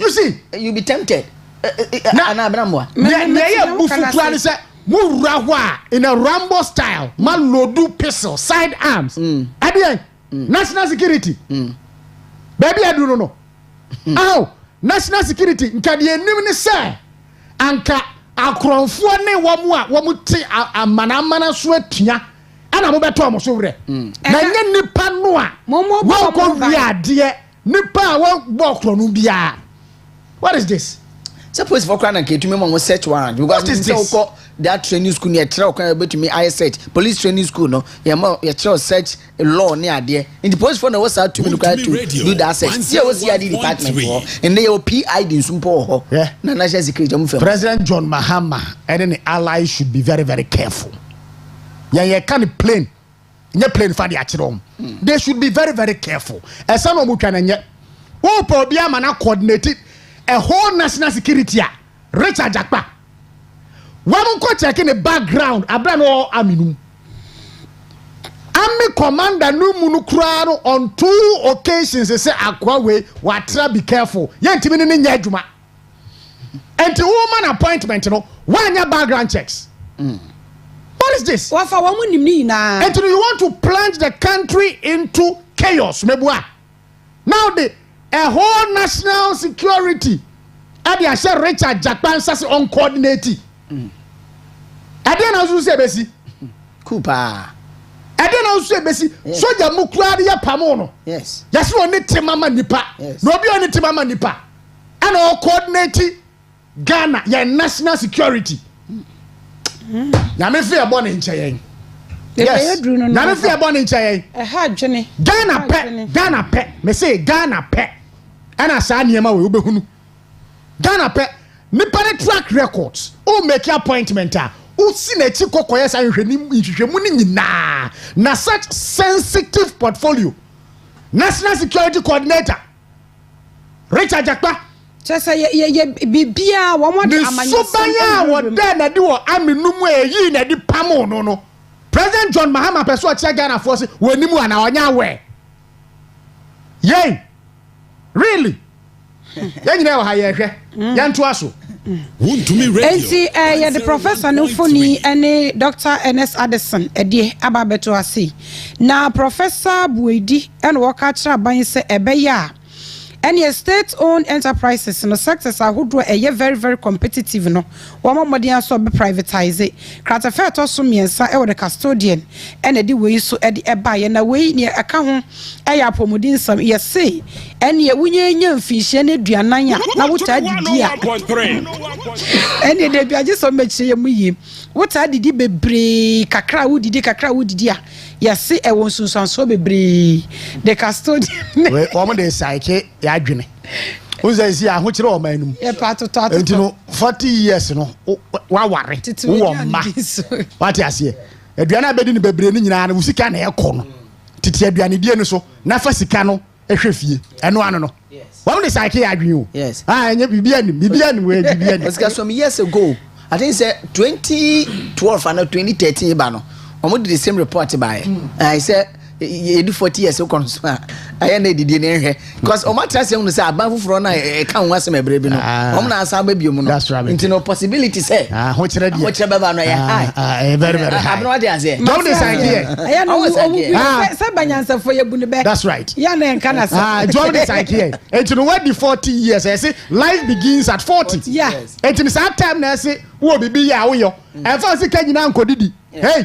money now yes tete aduane die no so na sie sika fa bi to asase fa bi si dan fa bi hwe wo ma no mo nko school no mo nya ba bi panyina eno ano no enti no eye kasa babuo yes enom di bu amanfo no we isuro bia danger bia ni ba bia ni omu nyina na ye da di bia kire omo no yan to aso di yanko ese nkrofo na ba ntobi ante na aduane die so the daily dispatch 1.3 oh my ba hey amato be na so the daily dispatch na mama Saradwa Safo kanem la shebe Gemini ma addition mo do me kwa benya ne phone dey abandon ho fa papa na from last week band kasa bi pa from radio stations to radio stations so krampuni mantemu se na bana kan na ko so kwa shanti mantemu kra na list no epie yi afi wa suspend due to one or two reasons na wakasa se obi na obetuma kana no atomu sabe adwenche te se na obi ana ne de nti obekasa saa nti waka chen people se mo obi amfi se obeka na no atum da bi enye yi na wakasa wie ye no na NPP nso krata no fe to so emienu e the daily dispatch mu nso wade aba se amanyoku NPP oso kokroko se pese ya san kan ho bomu biem na sene na yemu duro sitie ye worth esitie no yepese ya san so nya ne biem na 2028 yekoje kun nanim edi nkunim by hook or crook by tender by storm by vibration by ringtone bibia no a na wo se kan ho bomu na eye kama pa na government must prioritize regular payment for waste management zoom line for so na ekasei sasabe mamun twan na ekrom ye fia na ye bese se wira na munidi atam regional ministers no na mum ne hia pa se samu ye no se monhwe na yenso ye de endam akoma so pa zoom line for so na de kakra de apeso the daily dispatch anapa de obokratai emu mede the news center na mede to aso no kra so na mede to apo e wo medie nim President John Dramani Mahama ni phone da say na civil society organizations so mo ka kire no say won fulfill the promise ne bo sha wo hye ye say LI 2462 obe revoke say ne be ye tumi ekra mampani so obe ma manfo tumi krata amon wakọ ye forest reserve nwakotu efum godie no wo ye tumi age free ni sam no mo ka kire no say sa bo hye no won hye na won tumi eni so ene IGP ni phone e da ha sei ene wo kire mu so ba wa be di obeboa pa ama post for promotion wo mo welfare issues na no wotumi esiesi eda the new center ko wakrat ne nim ene anopai na President John Dramani Mahama saka se bia wo kire mu sei ene yen hye ye market ahodo ye dwa ahodo kwan ye fa so e plan ye yen hye wo mu no wo se yen san nwi hu biem na yen nya no foforo se ne be ye da hye eto betumi etwa the new center ene di we na anopai anapay de edi me muso no the national voice the bokrata no eno ene de soro na finance minister Dr. Kesa Toma Forsen ne phone edaha na parliament ene bisa no nsemfo bi fa no single source procurement contract bia nensa na ehyaase wa kyerem se 1.7 million dollars sene ne ye kasa single source contract bia wode ma obi no o se no kre ensa na tie ensem bi ankrofo bi asfras ye ka so metumi edi egun hu fin na wetumi ama ne din Kesa Toma Force no atanashi no I think say no one story eni no but as KGL group executives no the chairman Yura Ayas Apo Dade wa donate their mass sports development ewo infantipim it is ka won so donate ye na won check e da hande anopay krata no musam kakra wo de ba ya no pay ene yenso yetumi ejina so de ama okay some 8 minutes gone past 7 MCR fa na watwe wie ye ofin shelter belt ananyesa forest reserve no yes the esi wo ho no ba cho fa mfoni na to ma me dikan fa Erastus Asaredonko post no eto so ma me na yankenkan na yanka bibi nchire President John Mahama NFA the Lands and Natural Resources Minister Ononyamfo Emmanuel Amma Kofibua me matena haka se galamse kono there is no way ya aban ebetimi akọ maka there is no way aban betimi akọ galamse no want to mean medase. And to where a Facebook post by a year Erastus Asaredonko say Galamsey update Ofin Shelter Belt Forest Reserve. These armed illegal miners just ambushed and attacked members of the Forestry Commission's Rapid Response Team, wounding one critically. A member of the Forestry Commission's Rapid Response Team is struggling for his life after being slashed in the knee with a machete by armed illegal miners in the Ofin Shelter Belt Forest Reserve. The team was ambushed by the miners carrying assault rifles and machetes. The officer, who is yet to be identified, is in a critical condition at the Konfuanochi Teaching Hospital. Before they entered the area, the team took pictures of these armed thugs, but upon entry, they realized a number of them have laid ambush. And you know, Ofin Shelter Belt Forest Reserve near Akoswo and Forestry Commission and Rapid Response Team wamo kwayenumu akwakọ ascertain the problem with regards to illegal miners wamo ready the forest reserve wamo koduru hwa emrantie ya esumeteme ekura tuo ni akonde ahwanyamianim ayi brantan ade akra wamo de bie Forestry Commission officer no enan enim ya bie ni nan enim se ama eda ho hunu dompe no baabi a yesi ye ko Galamsey baabi a ban ba ye etimi akwa duru nie and ubekomu akomu no NDC party executives ena woma suma sa boys no womo edisa nyambransem no and clearly yan ka no so no yani abre ne yeka President John Mahama pese o to Galamsey ase a comment bi o make ye proud to the 2020 elections and someone do a NDC for no ekeka ye proud to the 2024 elections you know they should come out and apologize to Ghanaians no mchom say Jack ade no say enye sa na ekoniti o na ewura mu ne ye hunu say ade no ene enyan abandada no bon ho modin bia yan ne yeta akire a ye tugu mu ene tumi na ma be kan yansa ya dapa e dead na Forestry Commission officers krompa ya treni omo a womu etimi manage ye kind situation emponie na so called say for mu say from say blue water guards blue water bele for blue water guards blue water initiative enkwada no from guards okay wemo river guards o ma basa se jot wamu ni sankrofo we ekosia na ma pamo ma free ensuo ne so. Are we serious as a country? I'm so more security. Oh yes. I want to want to kita tuo pump action gun. One month is will be ba normal lay ambush. One month take mura num. As you soldier ni a wo kwako. Wa take mura num. And ye nyame amfafia. Wo be tutu aku. Over, you see, abo champagne for sure wo mo. What you say? Illegal miners wo mo djuma wo mo ye no no. And wa hye won ba ka kire won se muni anom no kra ya kyekyere wo mo no. Ye ba ye be yi wo mo ba be ye wo mo djuma. And na wo mo nso mugu so ye no so. Ma hye wo mo bo se, mo forget MPP for mo nto aba ma yen. Ada ye be mo beti se ye declare djoma ma wi na ne pe. Mo sambra me ye mo djuma. What you say? Mo sambra me ye mo djuma. Enti nipa no wa ba nya fe na wo be ka kye ne se, wo hye na me hye wo ma twe asan. San se legal mine na nyensu so wa Ghana so. One penny.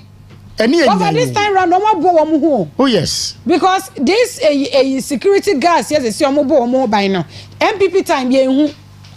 MPP time ye hu ni say even though they were doing the illegal mining, but we didn't see it this way. This time round, they are more prepared, waiting for you to come. Inti ya de omo betina se ama wo so abaye ne opɛ. Wo so ba obɛkyerɛ Galamsey ye. Wo so ba obɛgya wo mo ya kyekyere wo mo. Wo so ba say. Enti say na waba no. You want to tell them to live there? Omunye. I'm penny wafa. But maybe the say yes you have a Takoradi young Takoradi President John Dramani Mahama say me utterances be some years back or ne same be out of kind I know na ginger na motivating and crop for no one more TDS moon and some of the forest reserves forest commission for cry a remua and this chairman I say one more magic a year permission and through a who does that? This is total madness. I am telling you, this is total madness. Now wafa nka tumi ban na chairman party chairman ewa obeka kyerɛ for tax force say adenti na mo mamani ansa na tumi ban na wo president mama ni sa tumi no nti ye be hu no anyway mama kwa ma no so tew na memra me ne ye yewra kokudua upiam wo Ashanti regional wono ena ye organizer edema small scale miners association ewo Ashanti region kwaku anope machi mejeso ebru na ona muti say ona mboko ya danyame ase Asante mantem nso adwuma amoya no so say na tie yo Asante mantem nso adwuma ye ja eboko na se eto abe na sensem kakra ebemu very well esa dia ke krabode I see and some bensa na emprempre aye kasai small scale miners amo Ghana ha sei mo famu aban asesa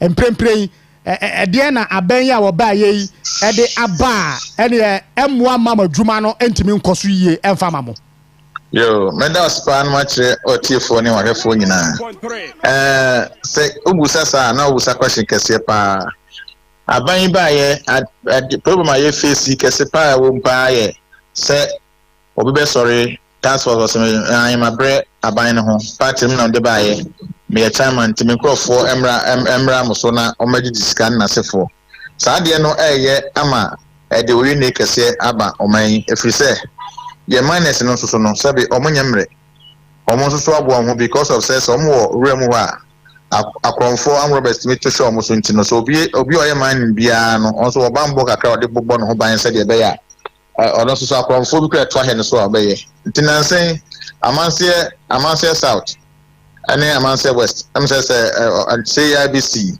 ama ye party na ba ade na ya bre ye chairman so ma ye na say bi gidigidi sa mo frɛ Honorable Jabari say ne tankrofo we was small mana ama o kan say no on dey fa on sign ka mo kan cho bia so bia nkoye operation bia enti o mo te san we ma ebe ye ntokwa ma mo du chukra bo small scale managers for task force for mo pick up mu ama mo de timi family ansho mo 70 on ba be ka kire kru no ama ye nyina ko share ho meeting ama ye say edito empenifo ni say o mo hwe no mo kasa ho asem so man hwe sa de a mbrante ne so mba no mbi bebo ani e ba na sa no so a Ghana so yenti asempa enu ye de kwakumi bawo kiremu yiye kire yen small scale miners no momu de na eye legal mining na moye emra kwan mu na mo de age concession a mo ye adwuma meboa ye de na mra kwan so se de wo kan pepepe I see na mosimu wo hwa na ene tax force bi every baby aba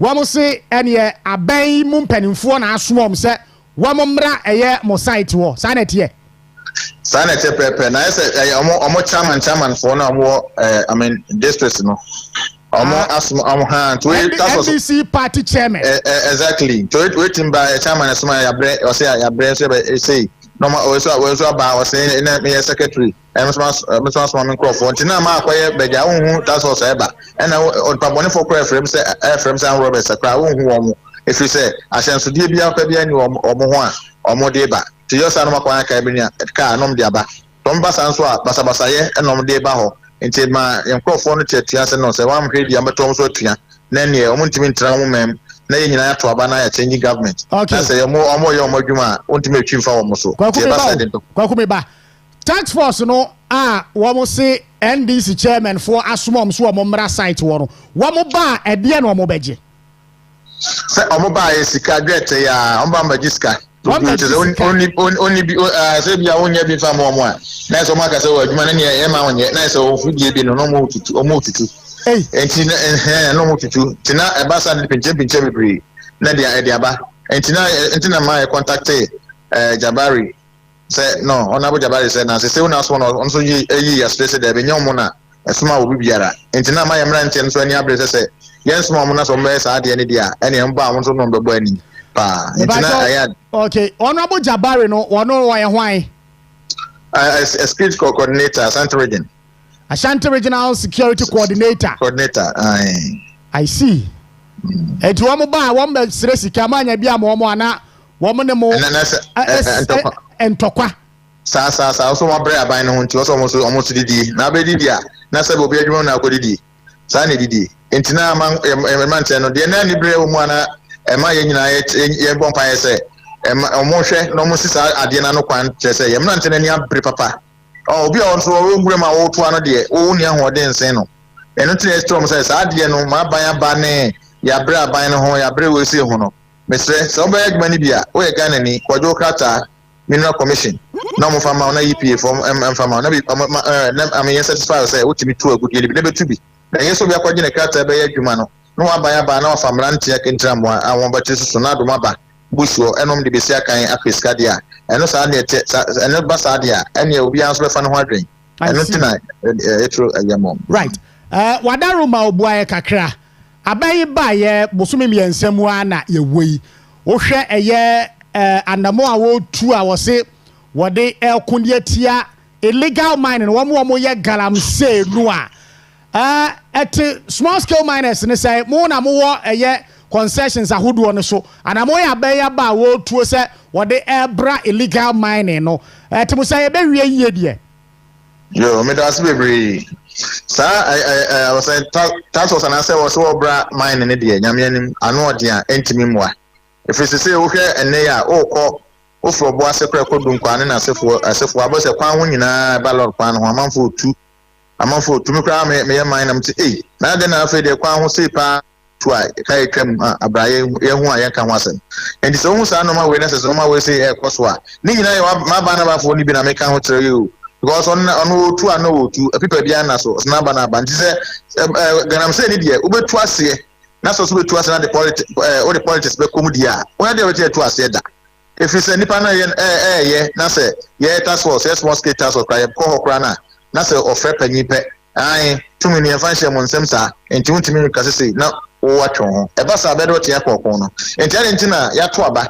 ni say eja organized labor for nyina ye ka bo mu say galamsey ni ento ase a o mo nyina be to abatia abanya sebe okotra ne ba di na na ampa ya to aba ade tia na ma okotra se na aban fufu aba na se de kwan ho paape na afidi asan ye de yesen ye adwuma no etinya me no hwesa no ma we ye koso ana no chese nya de abotinya kwa okun we so pa de a this will yi amanyosem film na afi woni small scale miners for no o shomo kana no shomo den because and na nsemate so o trainee so water guard or river guide for bi e won kan so district na adwuma ne wo mu no sankrofo na also training na de share MCs na say this is one nsa no mutimi de kon area on nso so ni ba bia nkrofo nya hye na so ko fa ni pa bia na ko training won kan number ba operation hot crowd antini soldier for kintra mo akro mo antini na so ko ni say dia nyame akon no e be den ama no.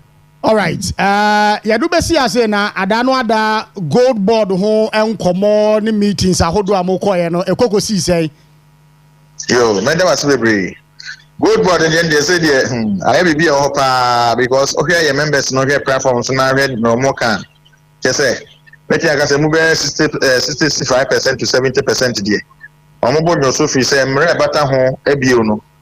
Just say ofumu a emre de bedi ewo gold ne ton mu no na yese no so akoye boache bidin am say Tuesday branded twem no lawyer Babe Cheche mu ana o tre na etam into antia nwurem enru ebia obumra no so ade beto na ese sa hwe ya ehwe mu bia hu se mran se nsa na sa genetic another hit e dey about small scale mining say identity etu gold yen kan se yenye obi manento gold ne yeto yeto ya dia sabe yemo obi aso ena PMS nsusu ho ena was in Bank of Ghana nsusu ho a good no mo hwe se dem ba mbedi jom sika nyina adenti na yesen creative bi ade abehye yeso na bibre busa question se CIA ohui say okotu gold na gold nso yese wa obehu say gold no obi di SC ana so obi di trafficking akobe fufuro akoton no ohun ni pakra gold na enyaye no 10% nyina de ma wa sebe oyi asetri no my purchase any pakro no na so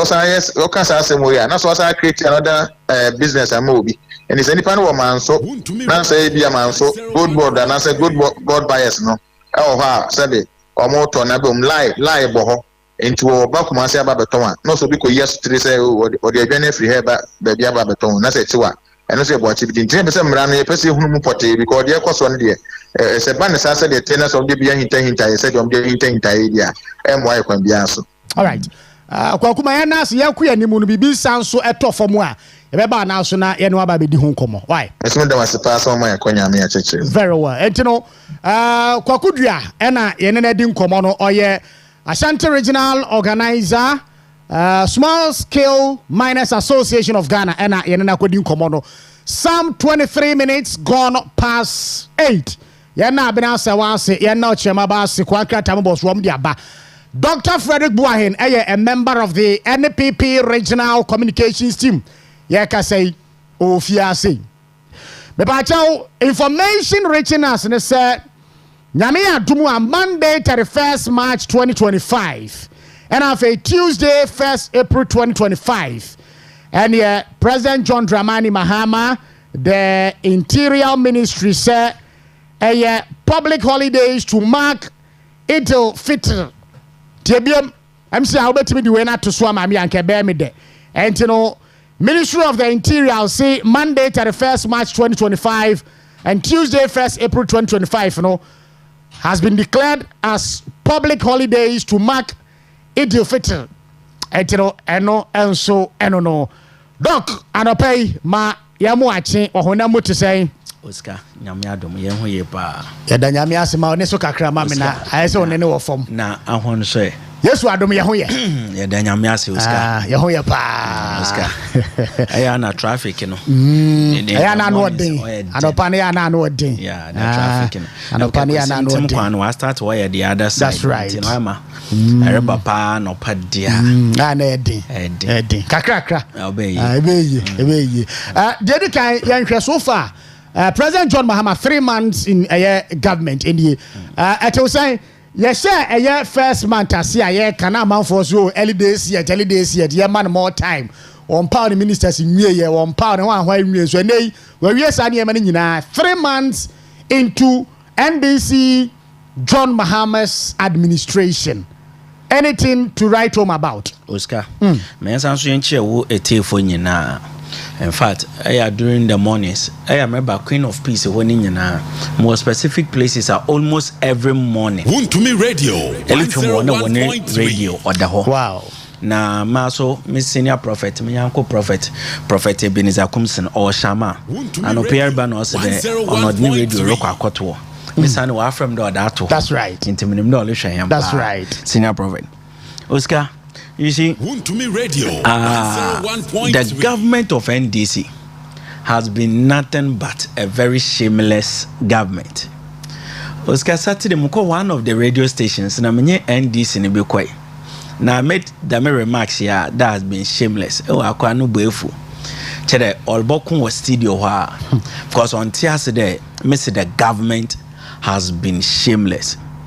Oscar said, if Obi NDC, you know, betim didn't say senable, that the 3 months here government, Olukwe, if he can be proud of at least 2 things a government wire, Ombo Boni Enche. And the member Namrite won't come on in na. Yamshe, all the major topics are government or their campaign, all the major areas or their campaign. To me, radio, when the America Galam say, let us look at it. Now, I am down point there. The Honorable Minister of Lands and Natural Resources. Only no team in Parliament. No catching another down kwa kufuado. There. Mr. Webumano clearly shows how not to govern a country. Now, the first lady, Oyani Yaupa. And NDC were applauding the statement na then minister no Oye. And then Yamin Chadi. One way babe a minister. And look at what you are doing. I can clearly say emphatically there, Honorable Amakofibwa does not think above his stomach. Chede mobe di knowledge, not Ghanaians. because in the galamsey update olokodo galamsey update olokodo nese honorable Amakofibua being the lands minister.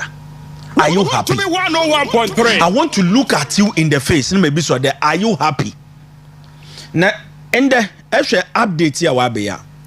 You know, so the dame blue water guards on your local one. Videos of the blue water guards been me over 60 years. It been me as young as 18 years. Near Bissau minister, I'm looking at you in the face there. Wouldn't you be siaba? And you know boko. I go carry forester. Ne kwajan ho. So you won't be besiaba. And this forest here, illegal miners in way invading. Will you send that person there? Take a job for the boys. If not, you just want to kill or end the life of these precious Ghanaians, all because of political statement. Now, NMD Dame LI 2624 now. What can the waba? Will be repeal. What will be if you? The me airline and this city campaign be bringing nade. On the one man kwafo kwanum was share forest nimu. Intend this government will be. And them that what did a member na kwa parliament. Yes. They are not repealing, but rather they are amending the ally. Yeah. Into a shadow only you be a film. No what the be what that show. But at the year campaign so there, ele bane be ye fi na Ghana for nye GD wo na woto abanemo. And the same law is in parliament. Rather than you are amending the law, not repealing the law. This is the NDC government you have voted for. Now make it a very shameless. Be an NDC ni be entire. Or you're shameless, or you're incompetent. There is no good word to describe NDC government when it comes to Galamsey fight. Having they failed, President Mahama, you told us during campaign at Kempinski Hotel, the innocent boys now arrest when you go after the campaigns. I win MP. Ghana had no be a campaign. This man is still working. President Mahama, I win MP in Nimana.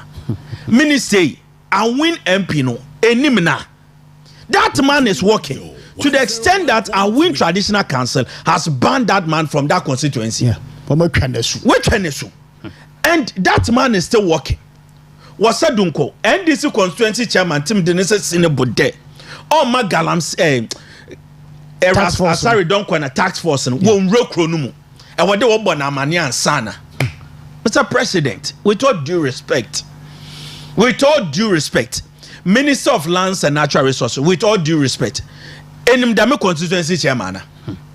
So NDC clearly has been nothing but very, very shameless.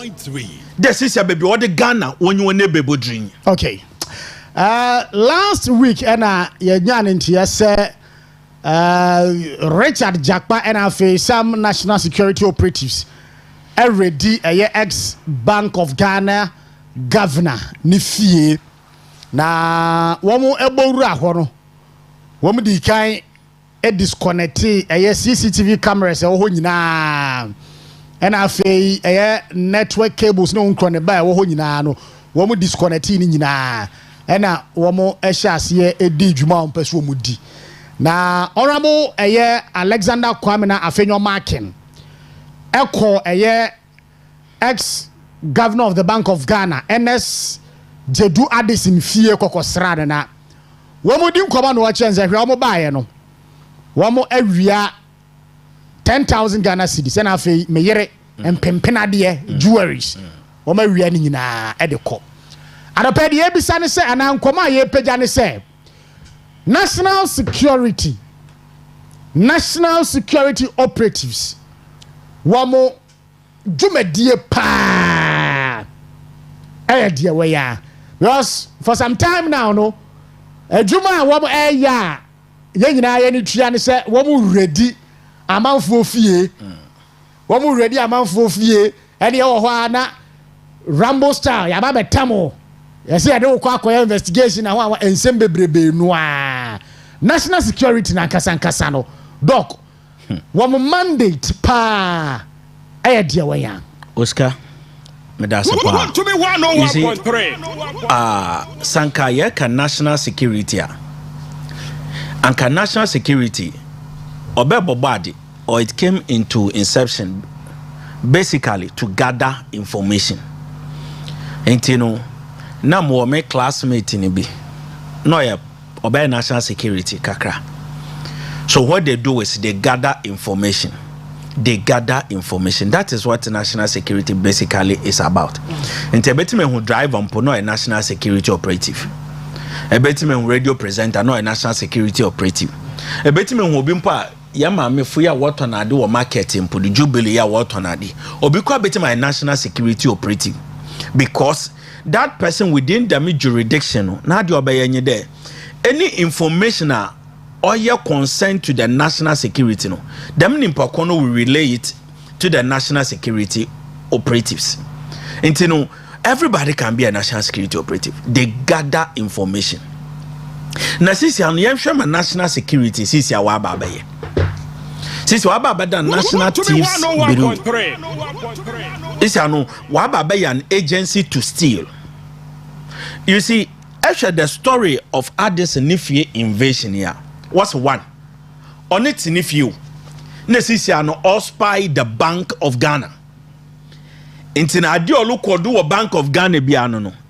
Dr. Addison otim ohu. Na ovia workers no oho no.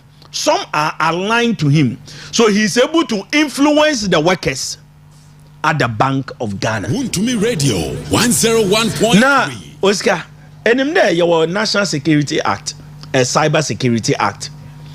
Sanka indeed or you true there, Dr. Addison Daminoria, Anka this man would have been arrested.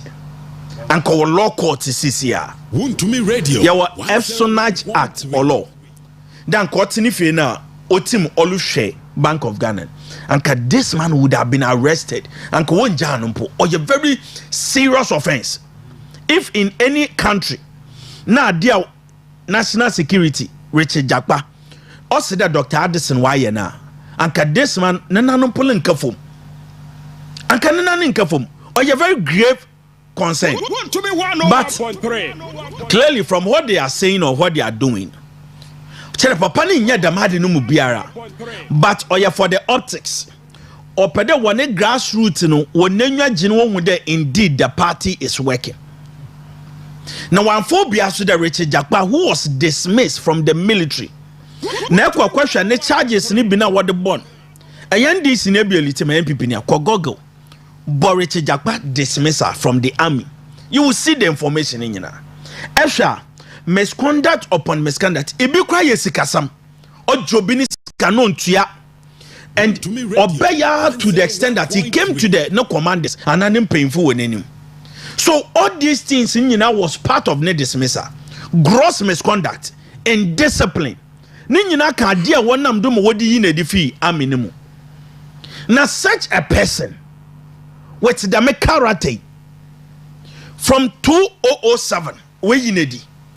And this government beno also be a wojinedi e wasikasamu in discipline, misconduct. Yabafano as the face of national security. Wow! 101.2. Now this is the NDC government, Mortinyina. The face of national security has been the man who was dismissed. And clearly, I shall not dismiss an eskasamu. No wonder this is your no husikano. Allegedly, no wafa 10,000 Ghana cedis. Richard Jakpa, the time in Quatinese and national security has been accused of stealing money. Wafa Jewels has been accused of stealing money. It is only the time of Richard Jakpa. Now, isn't this shameful that His Excellency, Your Excellency, since this is how the national security has turned into now they take your money. This is your that one ko wo portrait nko konkra obesa sawdako now na esha the list so awada to hona o chede 101 yo if senim the list here bobodini enim the why bibia invite them invite them. Say nimpa namba. Then ako. Two, as there at the search warrant. You couldn't show the search warrant. Search warrant and Pankadoka and Kadibi Efe wo fie ho bia no. Ebe ma papa no wa sign also assign ehun the damadi na Efe o mefie. And you allow some form of evidence in a form of video. Into papa ni CCTV camera, you allow it. Ehun do ko Keno for anything. The CCTV camera captured him. Yeah. So this time around, you need videos because he disabled the CCTV cameras. Why? Because in him there, you are not coming to do a dear or ya the papa. So what we are calling on the president today, since our national security has become National Thieves Bureau. National Thieves Bureau. And if you don't put Richard Jakpa in order, this man will continue to disgrace your presidency. And the internet, don't forget. Oh yeah. By the time 2028 will come, some of these things will come, and it will be more disgraceful. Mr. President, we all voted for you. Yellow vote for you, and we had that confidence that you turn Ghana for the better. Internet's reset agenda. Okay. But clearly, let me ask this question: is this a reset agenda?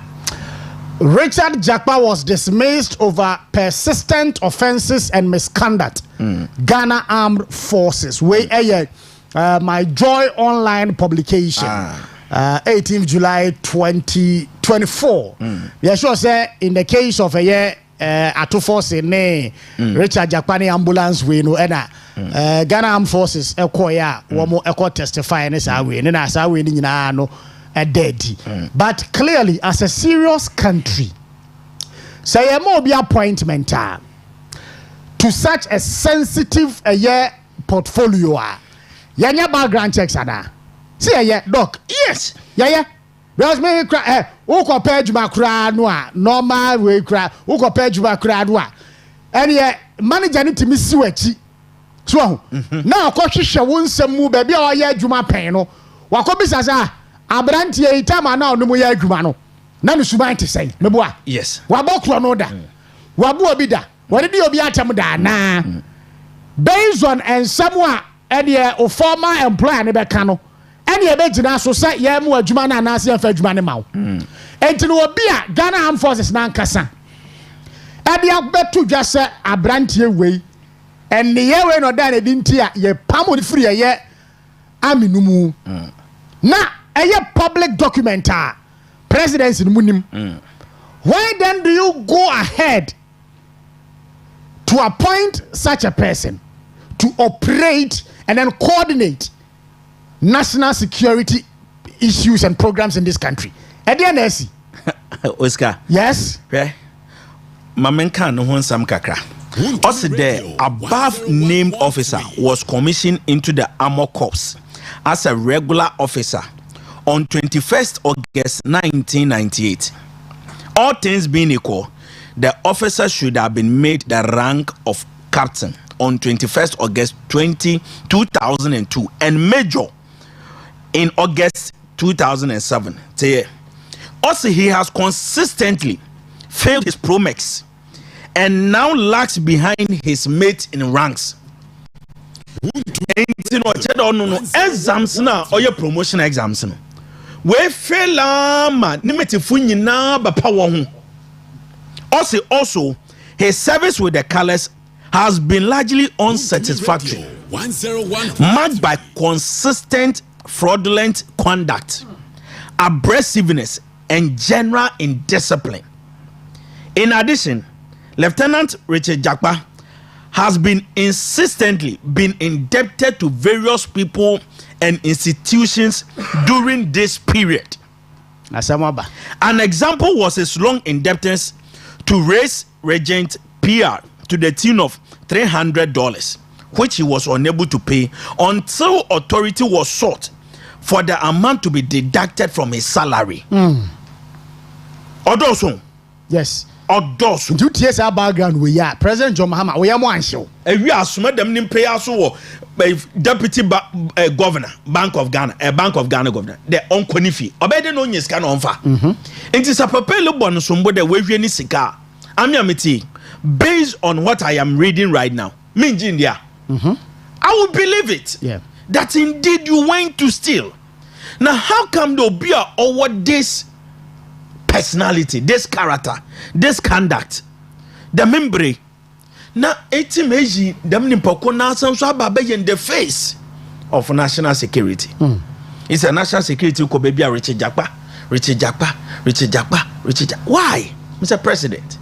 With all due respect, intend this in BNWA. Obetim will lead a Juma Richard Jakpalian, except him. Okay. Bringing the name of this country into disrepute. Intellectual will be one Nigeria. Obi America, Obi. Next that this is our national security coordinator with this background. Nimpanoba kadana for Ghana. Mr. President, you are indeed not lifting the image of Ghana high by the conduct of Richard Jakpa. Why? Anyway, Doc, you fair no NCO. Osha Brano, some 43 minutes gone past 8. I'll pay. Western in the morning, Jumedia so and O'Shea Utia live on Wuntumi Radio 101.3. The Pacho and Tiaka Siepa and Koma Aye Dompi Motors CEO Richard Yao Dompre and I fay Edmefo Hunano. I'll pay and Tiaka Sepa and Ko Enfa and Mamo. Doc, Dr. Dominic Akuritinga Ayini Aye Ghana Attorney General. Now, what's in there? Oral reporter okujo to black wa mo Martin Pebu Raymond Acha no mo maka etam ne doso allegations yi ene watimi aye bi mu hwehwemu ama oba be brief yen ene day etino Attorney General to brief media on cases under investigations and oral report we expectations in the bay way and clearly me media me expectations in the I'm not expecting anything new. That noa hearsay noa right from the onset, you know, and making up the oral report on President John Mahama no. And noa ayini babebo enkuro ene ede. Yentio on that one. Oscar, you see, we were made aware that Oral recovers a 20 billion Ghana cedis. Oral, it will recover 20 billion Ghana cedis. Nanda sha bosia kran di seloba why the want na hono wonja bosia no bo no one focus on the oral I was obete mo the country 20 billion Ghana cedis. Why na mum na gudu alo bosia. 2 maybe sir the Attorney General and NDC the action and they be taking is it the action our grassroots no they are hoping for? Say Oral no ebe reclaim $20 billion. Dollars. Ah, okay. Yeah, $20 billion. $20 billion. Yeah. Onyeska ketwa. $20 billion. 20 billion. See kwa IMF ni kwa $3 billion. Yes. Okay. Into Oral no kweti beti amen $20 billion. Na etina what did that do? Na maybe sende is it what in the grassroots no they are expecting now? They are expecting action. If you think that you have the evidence, by now you have to start prosecution. Not media briefing. By now, you have to start with prosecution for Ghanaians to know that indeed the main personalities in Indian people government indeed these people have committed corruption, embezzlement. Therefore, you court. You see, manda mobe yebiom nenyina anyi de obuko akafa concocted figures. Now stories. Onim the NDC grassroots on na wopeda wati. And the oba some obakan they know they are profile their grassroots and they know what they want to hear. That indeed the government is doing something. And you know obaba with them concocted figures you know. Now some sweet word to be on na ne grassroots. But mpede bisa when they say grassroots also bisa minister ne there. Why don't find court? For court.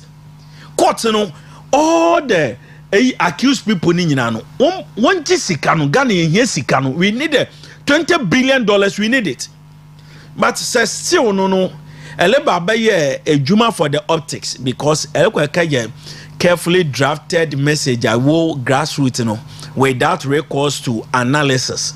Ono so be yen hwehwemu no ebe kan na obeje DCC and obetini if you work there the NDC government is doing something but man pede bisa and bisa there one from court am do obi we di Ghana escape am so so ndo babado MC ye referee say reporting is based on hearsay. It's a message so nyadama edu court if you think that you have a case edu court or you admissible obey the wa it's no worry then what is this media briefing no obey then go to court because it is at the law court now you will see that indeed onya some catch our grassroots no onyo na judge no obete the judge over there will really scrutinize what some eleka no and one of me MPP ni also NDC ni yebo hu no kwaro wom nyina no nya sama and the NDC minister no obaka but okwa Oscar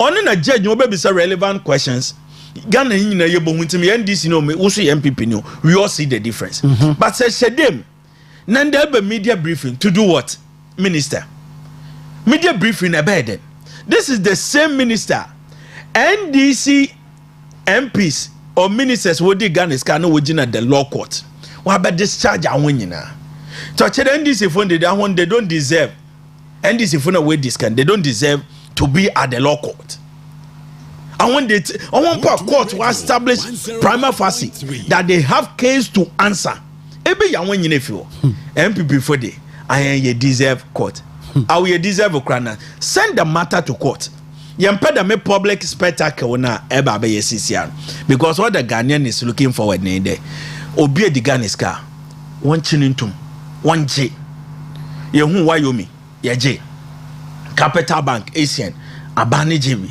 so the men your money be near pede hu member ye for the optics keke because anyet na we will scrutinize you. We will not allow you able to in some day Ghana for any keke because you want NDC to be popular. It is the government in power and we will make sure that we scrutinize you to the core. Enti me John Bay and Sambia keke. Enti Saliban and him that some Abacano. Ochina, Entim Fonko quarter member. Onya dam neba sodia. I am seeing she yenim tea and we will respond appropriately. But Doctor Ayin in Huyam pa doc. Oscar. No yam as a revered lawyer. What's that dear cry or Ghana Law School? Now, what ride you through the ranks? Now, what's a political party be? Ama any image our building over the years, you know. Yakin the said, dear Quaco Gube Bia, Nipena Nibunza. Dr. Dominic Ayini, and yes, and Atianazo, near Bantina, oh yes, sir. Look at this high profile criminal cases here. And yeah, and this for Edimwa Koteni Aobaye. What you training in them? Na and nay, what sounds when Yakudro said, oral report na a year say it dear. Oh, Yahu Shemu, and a Bianca, science some noir. Well, I bet you can send Ukraine in a quarter of the dado, and I'm what I know. I can't what you want to create your amount. I quarter dada, and to Cabama Yatwaso. Yes, now who clear woman. And yes, I'm for no one who saw a coffee. I could do with the Madriani. Santas answer.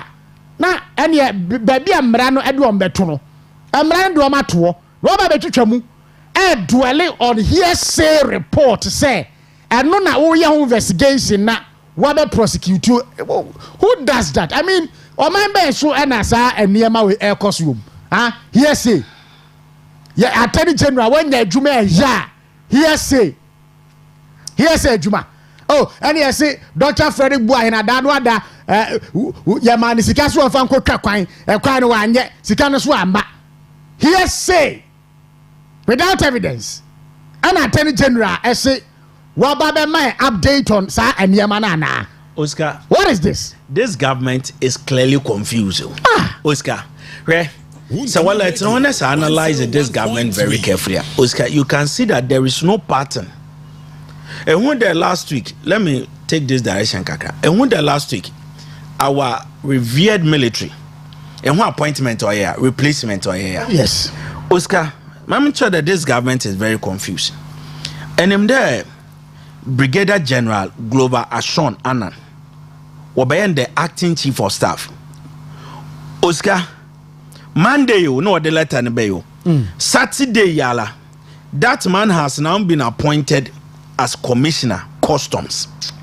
Ochede in the say there say president or your appointment there jemobisu team sasa. So now NDC, you know, I can say emphatically that they don't have any direction. They don't have any sense of direction when it comes to governance in this country. Because now look at, since NDC came to power, appointment in Oba Adebechi na wasasa. Appointment Baba Adebechi wasasa. It means that there's no clear sense of direction with this government. That is why Sanka, this Minister of Defense, if indeed so you're very serious, Anka he will not take this step. Anka rather no, all the evidences should be at the law court right now prosecuting. And the Obia Sola adia na kumape na whem Sanka prices on an open oye. Not in the sense or in the interest of the country, because the interest of the country is not the media briefing. The interest of the country nye Collins Dauda opuni na wajina law court no. The interest of every Ghanaian, whether NDC or MPP, was to make sure that Obi Awa find evidence concerning the hearsay now. What's there? Yeah now on into what's now what trouble was when you 200 report to said no. And this is at the Attorney General. If Juma what that's show on you there. Concerning so be dino. You share evidence, and then because you don't have evidence, and then you are resorting to media appeal, you are resorting to the optics. Please, Attorney General, this is not why we voted for NDC. The $20 million, we are waiting for the $20 million. Obi a billion, $1 billion. Obi biala we this can be no. Make sure that you collect or retrieve that money. No, the media appeal. Okay. This is not what Ghanaians are looking for. Yeah, that's it. Papa for a year. First one. Kwaku. Okay. Yes, here from a year. Highly Selassie patriotic voices. Go. So I'll say Oscar. Good morning. In fact, His Excellency John Mahama is gradually resetting Ghana into the valley of death. Nothing is working under this government. Doomsday is back. Prices of goods and services keep increasing each and every day. Ghanaians have sold their color TV for black and white. One way or the buyer, and no. Eric Kwekubuedi, Edifri say, also good morning. Ghana Fire Service should make it mandatory for every household and shop, churches, even public toilets to have an extinguisher. It should be forced for every citizen and regular training for everyone. This can reduce such incidents. Imagine someone had an extinguisher in there when it started. It wouldn't have escalated to this level. Or do they buy? I don't know. Okay. OPK, if you go, so Oscar, good morning. Regards to Dr. Alhaji Mohammed Bawumia and Honorable George Boache, former AHAF original minister. The fight against Galamsey under Mahama and the NDC is in its worst stage, with NDC gurus doing it with impunity, because Mahama and the NDC promised them to even free those who have been imprisoned on Galamsey to come and do it, and they are spoiling our lands and water bodies. So Professor Jampo, labor unions, CSOs, chiefs, imams, bishop, Catholic conference, pastors and etc. should come out with demonstrations, strikes, etc. to condemn what NDC gurus are doing. One way or the buy, I don't know, teacher Kujo Edifri Tepa and Susu or say, Oscar, good morning. Everyone is entitled to his or her rights and freedom of expression. However, the truth must be told, irrespective of which party is in power. The country must move forward with unity. When an action or directive from the government is not good, we must speak out. The NDC government should allow people to speak their minds and stop the intimidation led by Richard Jakpa. Wano edi awade ebaye enono. Master Planner Junior Kintampo or say, good morning, Western Diamond Television. everything point out to the point that President Mahama is not committed to the fight against Galamsey. Mahama promised to revoke LI 2462 and completely ban mining in forest reserves. What has changed? During the 2024 campaign, he pressed the panic buttons and asked President Konadu to declare a state of emergency on Galamsey. What is he now waiting for? He is a president now. Hypocrisy and dishonesty. One idea also. Etimi ade ba ye enono ma ye na se papa for these messages na yanko the final lap of our discussion. Doc, adano ada yanti asempa enfri Ashanti region dum, to be precise. Eja tom ama ene enyapade ne sika ne ho niama ahyedwerebe no amanfo ye ka say omani egusu egu ensuo mu su dendenden. Na Reverend John Ntimfodwo was say the Ashanti regional minister Dr. Frank Amwakohene should shut up. Esan say adano ada jane to wa fire service for edum jano. A whole regional minister ko jina ho a wa kika mu de agu fire service for no so say adwuma no wo mo nya de yie no mo nya de mo tiwo no mo kire no. Na hwe owi no se hwe wo de uti wona na de ogina akika he nyina na eyensem hunu nyansa bia ni mu woni mu pefe se afi budget aban de baye fire service ka de mo 2.09 million Ghana cedis and this 2.09 million Ghana cedis no national fire service adwuma ban no metimi de aye ya ka say as a regional minister sika aban de baye Ashanti Regional Coordinating Council 24.88 million. Adwuma be na ade sense ka na fire service no a dum jadwuma ko no a ene jato ba bia wo be kwa ko dum ja no enema ana akade akrom ni dum ja no kra no ebi ni ho de ono so dada na wo ka budget a sika fia ase owa anumu wo wie nsu a wako ebo fire service for no sobo o say Ashanti Regional Minister enkana no entum no nya dede nu a wote wa wo ye no doc san komo we ye dini sen Oscar Want to be radio 101.3 so when you be wa Ashanti region or your businessman especially ewe dumwa Oscar ya re ho sam papa or ya re ho sam papa Oscar, clearly this conversation I want to start from this direction. You say, I wonder what was the cause of the fires? What is the cause of this fires? Cause no obiala jatum do ye dum sono no de dame ijasheshiwi or the starting. And I know your Takoradi and you dum sono papa. But when you go to Ashanti region, Accra, or you're very massive. One man be a normal narrative no osi there anopa olibebo boy no store no hu the electric pole no ejano light no duma no so to hu the ejano all start from there. Oscar Yawahana, this government told us 101.3 there were 5 hours na dum so yenya dum so Ghana ha NPP abano kon ojan 5 hours fewer only for the minister to come no basa sanano no so the wakwa to fuel amadame maintenance ya wapko worry baba ye no it will not affect dumso inta akoto fuel ni nyina ewie now abentina Ghana for are still experiencing dumso in this country. Minister of Energy make the NPP government if I may replant wa ye de Kumasi to support one energy. NDC for the year kasa bebrebe wa had one wakafa bay. And the Ameri plant no da wonsi Kumasi. Since NDC bay, what's on ye jumo? The reason in there, the government does not have money to buy fuel. Ma Ameri plant and why ye juma. And tenda no why ye low shedding. No timetable. What do no anyhow? Pay. And the madness is a okafa the me ijashishiwi or da be do me. And the shekawa wabada yenini anom wanodo ewo Kumasi. Not the regional minister, Aqua. Look at them disgrace here you were displaying in public. Look at the disgrace you were displaying in the public.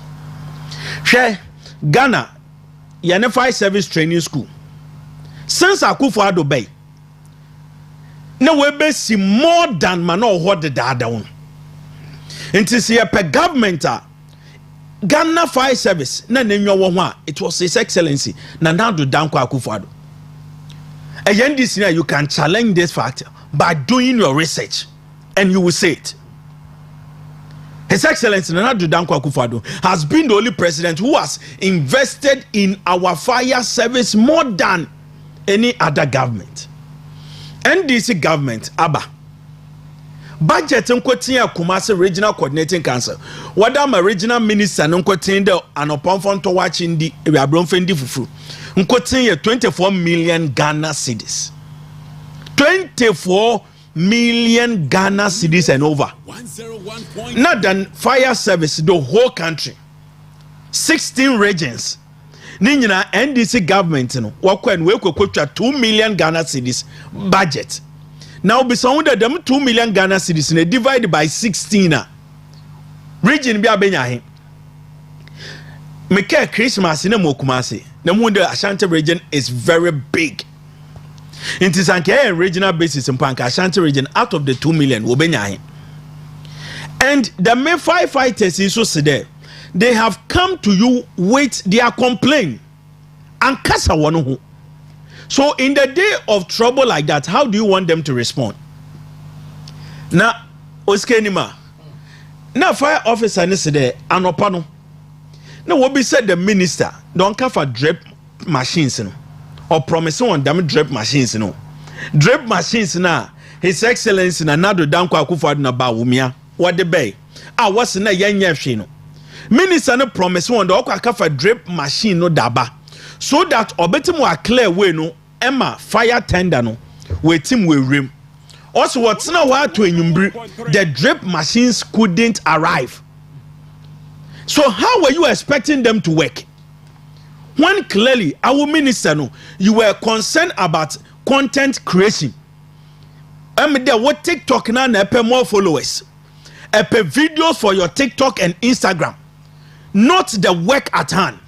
Sanke Juman nanke penaya. How are you expecting these guys to work? When indeed, Ebe Jinwanopa, I promise on the drip machines up to enubr na machines in the when you don't want Juma.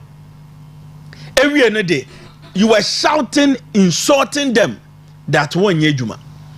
2 million Ghana cedis in which one Minister Nejon 24 million Ogua account na Nejina Edumo. What the net that shown? Entimen yis can be said drip machine in Punombeya, Entimen yis can be and cover excavator and bibi demo Kumasi ho. Ah Kumasi on yana. Entiman Kofebi, Mwambe Yejuma. You are expecting that the fire service workers and when you're dead. What's he been out of the smoke? He been put the hospital. Workers. He been the hospital. And Obi Biara no way do Mobiana. Actually, some of their stories are working now. They were applauding the fire service workers. Yeah. That indeed, why you papa? What's he been about upon one quarter to addiction? No. So we're expecting you to applaud. Give some encouragement to these guys, not to insult them, because a per TikTok page, a per more followers. We Instagram, a per more followers. In telecast and I'm also cameras odo. The per content that on TikTok. What type of minister is this? The minister and also don't know a minister. Into all illegal I'm safe from Ashanti region 14 days. Yeah. And after 14 days, and put what the new excavators would do rebushing. Would go gun carrier forest. Yes, Kowe. Baku sister. For what camera no care TikTok or what camera no? For one carrier for care TikTok. So this minister clearly, I'm the Jamonim why he was elected. And when then this if we our friend TikTok minister, TikTok minister. So clearly, no, this government has failed. And yet now so there, NPP government is better than NDC. Okay. NDC is coming to fail Ghanaians, and clearly we are seeing this. This is Abeja session on me. Abeja session. And him there, Ashanti region where baby explosion is see. Yeah, and opera na me ne poyando idun komo no boso. And what's on so walk one now no jam one more 5 times. Yeah. Now Ashanti region Penyimbe kada apiati. Yes, Western region apiati. Look at what MPP government did for them. Yeah. Now agogo said explosion is them no. The NDC government and the minister will be almost 5,000 wage. No. I want to ask one more, Nebra. Look at that. This is the government. This is the minister. NDC government. What about Ashanti region? Doc, you fancy I see why, but you na say Ghana and Komono. Yentimi fada kro nini nyina etino ye de bi she fridge mu adom bidum ye na ochina na ya to aso me pa cho ye bia homane de atomu 0248071174 0248071174 me pa cho onya akoya na oba eye ahomane so a kindly lower the volume on your radio or TV set send you be have a clearer conversation this morning. Hello, good morning. Nebacho okay eja tibuni ma yentie wa no pe Accra boko de nyame adom ye ho ye ba ma min fo akwanja su min chia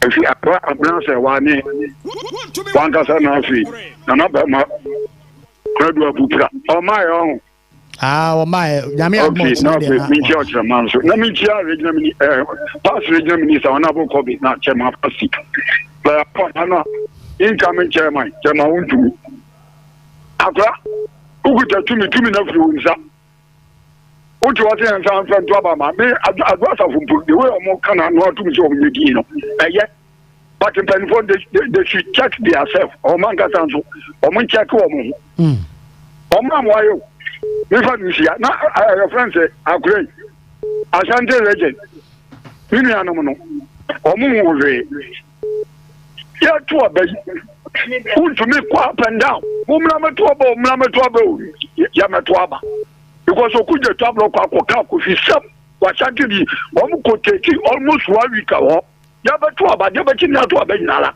no ma chicha ho Ashanti region ya MPP stronghold enso obi akwaji tika obi anya bi anu tini ya di ho hiya ntoaba ye kom no media he Accra Machine Dumusano, Yatima to 2028, ending of 2028. Okay, thank you. Hello, good morning. Hello, good morning. Good morning. Ebacho, Uji baby Afrifi. DJ Ketekere, because I fish and qualifying. Mind you. So, but I know a pay the Mubajuma. Danny died with him. I'm sure I'm a big for them come after my son. Okay, I'm a penny that I was on the corner home with Jima, of Madua. I do have a baby, a bro, and this my pa, DJ Keke, like a Sancho Bibia, Baba. Okay, yeah, that's it. Hello, good morning. Nana Udin, baby, Afrifi. Oscar, and I pay my number of Basso. Na, me, I can my minchia doctor so, and I Osika anape minsaka udie na minchia incoming national chairman Bernard Enchubesi akun akwa bebe obia na penya misha no Osika meka se national chairman no enya no nti ye de ma untumi ni obetumi aye e de ama oman Ghana nti ye de ade ne ye de ma nti obia me jinja na ne ye be se obi bia lo be bia on transit after 2028 na baba no na aba. You see, Kaka me person me can say, yen tuaba, and who's in Sanson and the Yeho, Esca. So, one ministry, even region, 1 minister pay. Your money 25 million Ghana cedi. Not the whole Ghana fire service. Your more 2.1 million. 2.09 million. Abba Mahama. But it benefits us for Mudiayo. So for Supasi, communication, check information, the Sikaya Yamo for Supasi, 78 million, 780 billion. Near the money within I am Ghana need Bianca. I am in to say, 27 another me and 24 of more than a moon. Me win your mopers or me, and it's all my Ghana. A good father, a man, a good father, Ebu. ɛne ne mahama ebu enti ɛyɛ ma ɔman Ghana fo ana sɛ dɛn osika yɛ bisa hwɛ bɔkɔ anapɛn ne esi wɔ bɔkɔ ahemfu ne ade na nwa akɔtena bɔkɔ bohu sɛ bɔkɔ hospital ayɛ complete ɛne akano si $140 million Ghana cedi ansa na yi asɛm sɛ bɛ ɔman yɛ yɛtimi ne sɛ yɛsi yɛ pɛ ɛne yɛ akɔkɔfa ba yɛnkasa yɛnkyerɛ ho. Okay, thank you. Hello, good morning. Oh, see. Saint Okushamboniye. Otsmaro. My NTA one opeye. Osika yamisha mo papa weju papa webo. Number doctor so nabado why are DJ anopi. E tesika keten MPP fu inala. Na minchia onu yamfa azeki ya bua man ya kwa. E adwuma papa obo apartment na efia. Na no brofo. And this MP say when brofo kanu. Won ko lo ye bua ma ho nko so brofo. Na minchia better kwalisa so. Ye ketche Ghana fu bebrede. About we on your fan for you. About to what you son do bebre. Say Antoine Papa, no son do not on your papa. Ye kebiala. The Ghana for Ampendo. Wako to Aba Ma John Dramani Mahama. If I did the work Ghana for ye nimna on my big papa bia biono. Ghana friend saying Uncle to Aba. And family MPP. Mahama. You son do you know that ye worship. I tell you, I'm the word say one. I'm the one with the son of wonder ba or the babu diabla one rebuna. You can't try one. No, what do men penny yam to Abba? What did you do one for I can 7 December? Now I'm caught to Abano. I mean, I am to Sanjo. Who be with the edits of Fuya Wafa? When you are your Tumba Bema, as a successful, then the market so I had it so. Ghana for ya and 7 December. You did mistaken you. Papa, some MPP. I'm not sure in my papa. I could have one to go meet Janka for. Yeah, I say hello, good morning. Good morning. We come back to us to say you. Na me ado me ho ya mame udi baby afre fi. Pacho me friend we le ba me di kukua. Kukua ye ntia wa no pe. Pacho me se me kasa kakra.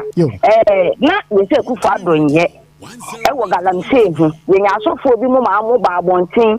E be ke kan sebuni ade. Before the Kufado came.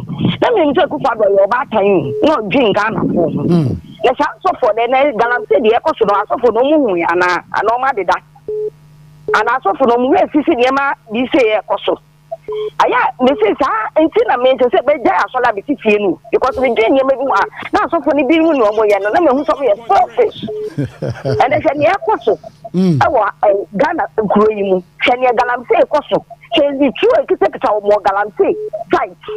And the one that caught or Pamo. Sanko for you, this is so dear. I could for that dinner.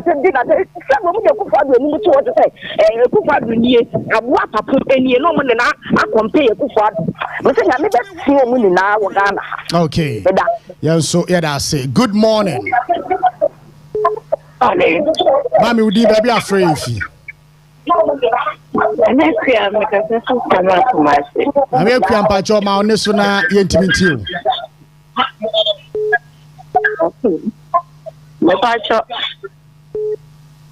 Like I said, push him out to myself. My interior. The chair minor minority in parliament. The chair will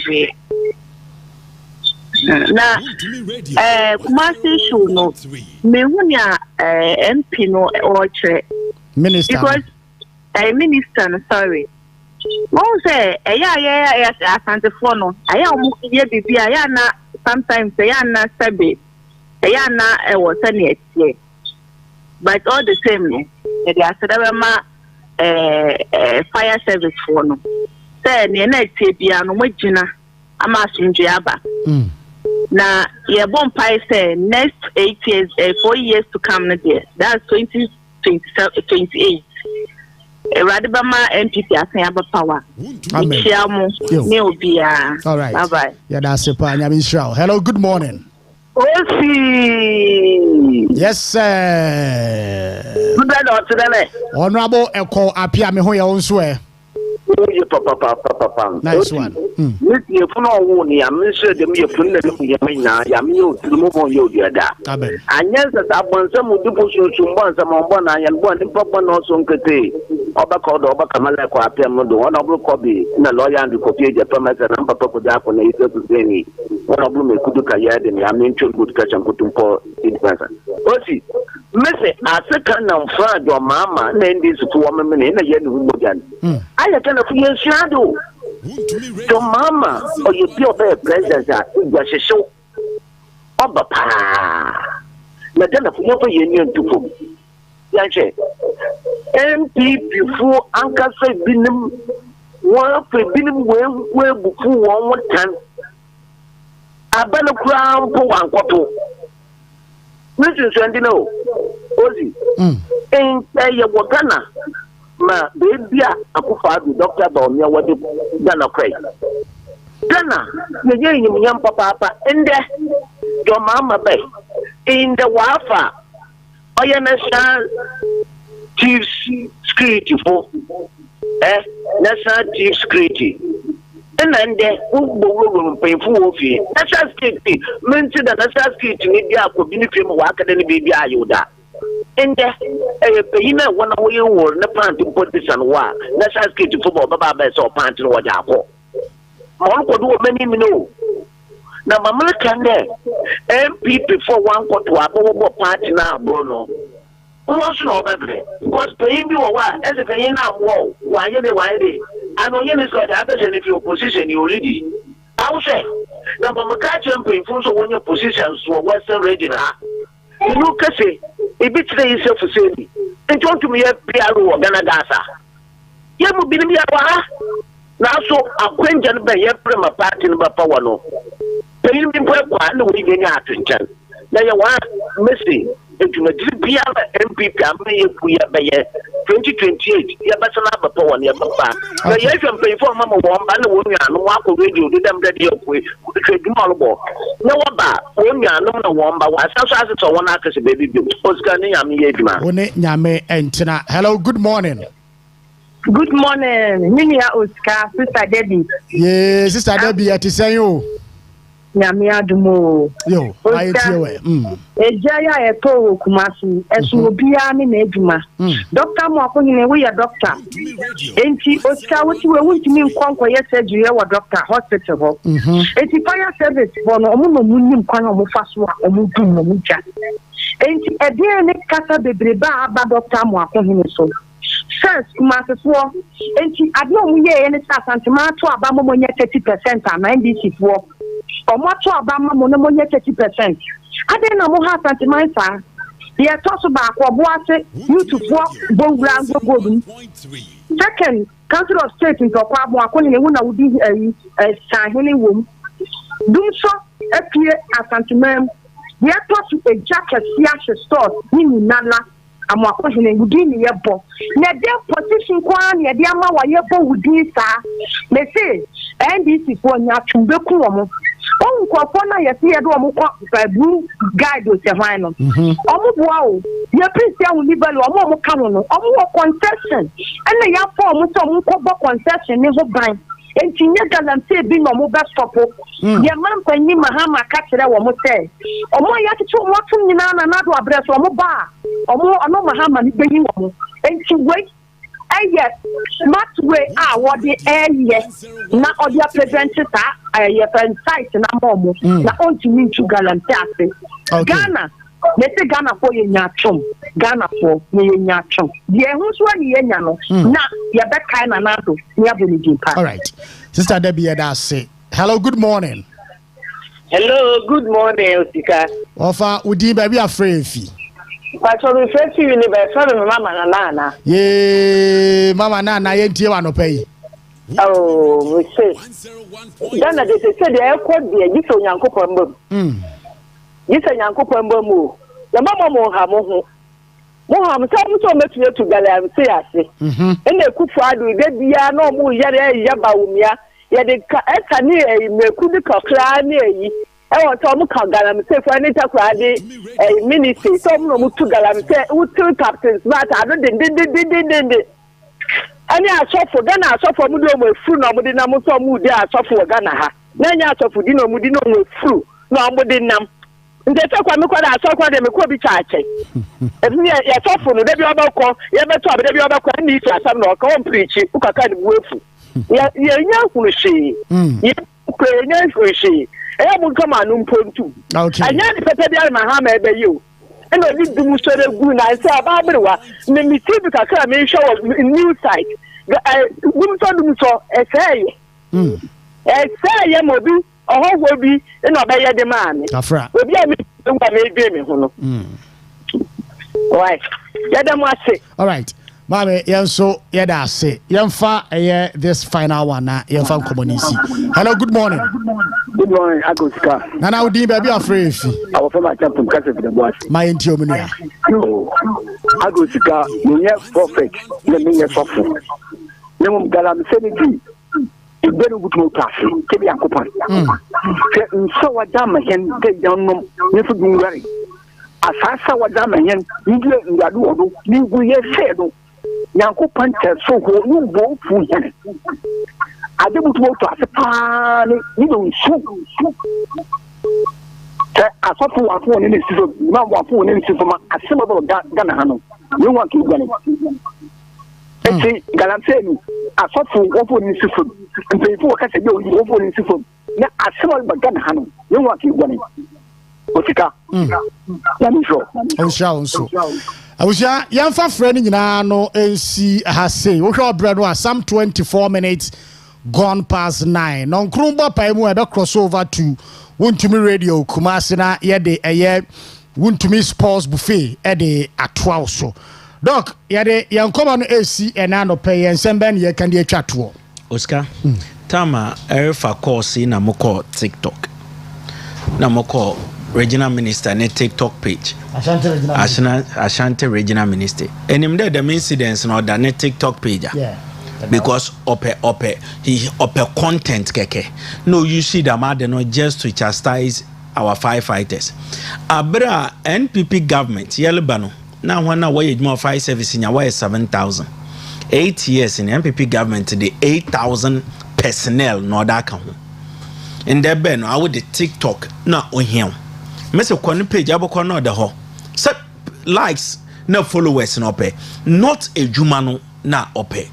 We are telling NDC government that Ghanaians voted for them based on their promises, and we are expecting and hoping that they will work on their promises. When you wait juma na dem kasa bebrebe no, it will not solve anything.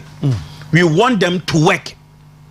Abu maminchia NPP funyina wo region mu na Takoradi constituency especially na nyame ado Wuntumi Radio 101.1 Doc nyame show na me makase nyame ye party na domina 2028 Ghana for the Tumima party no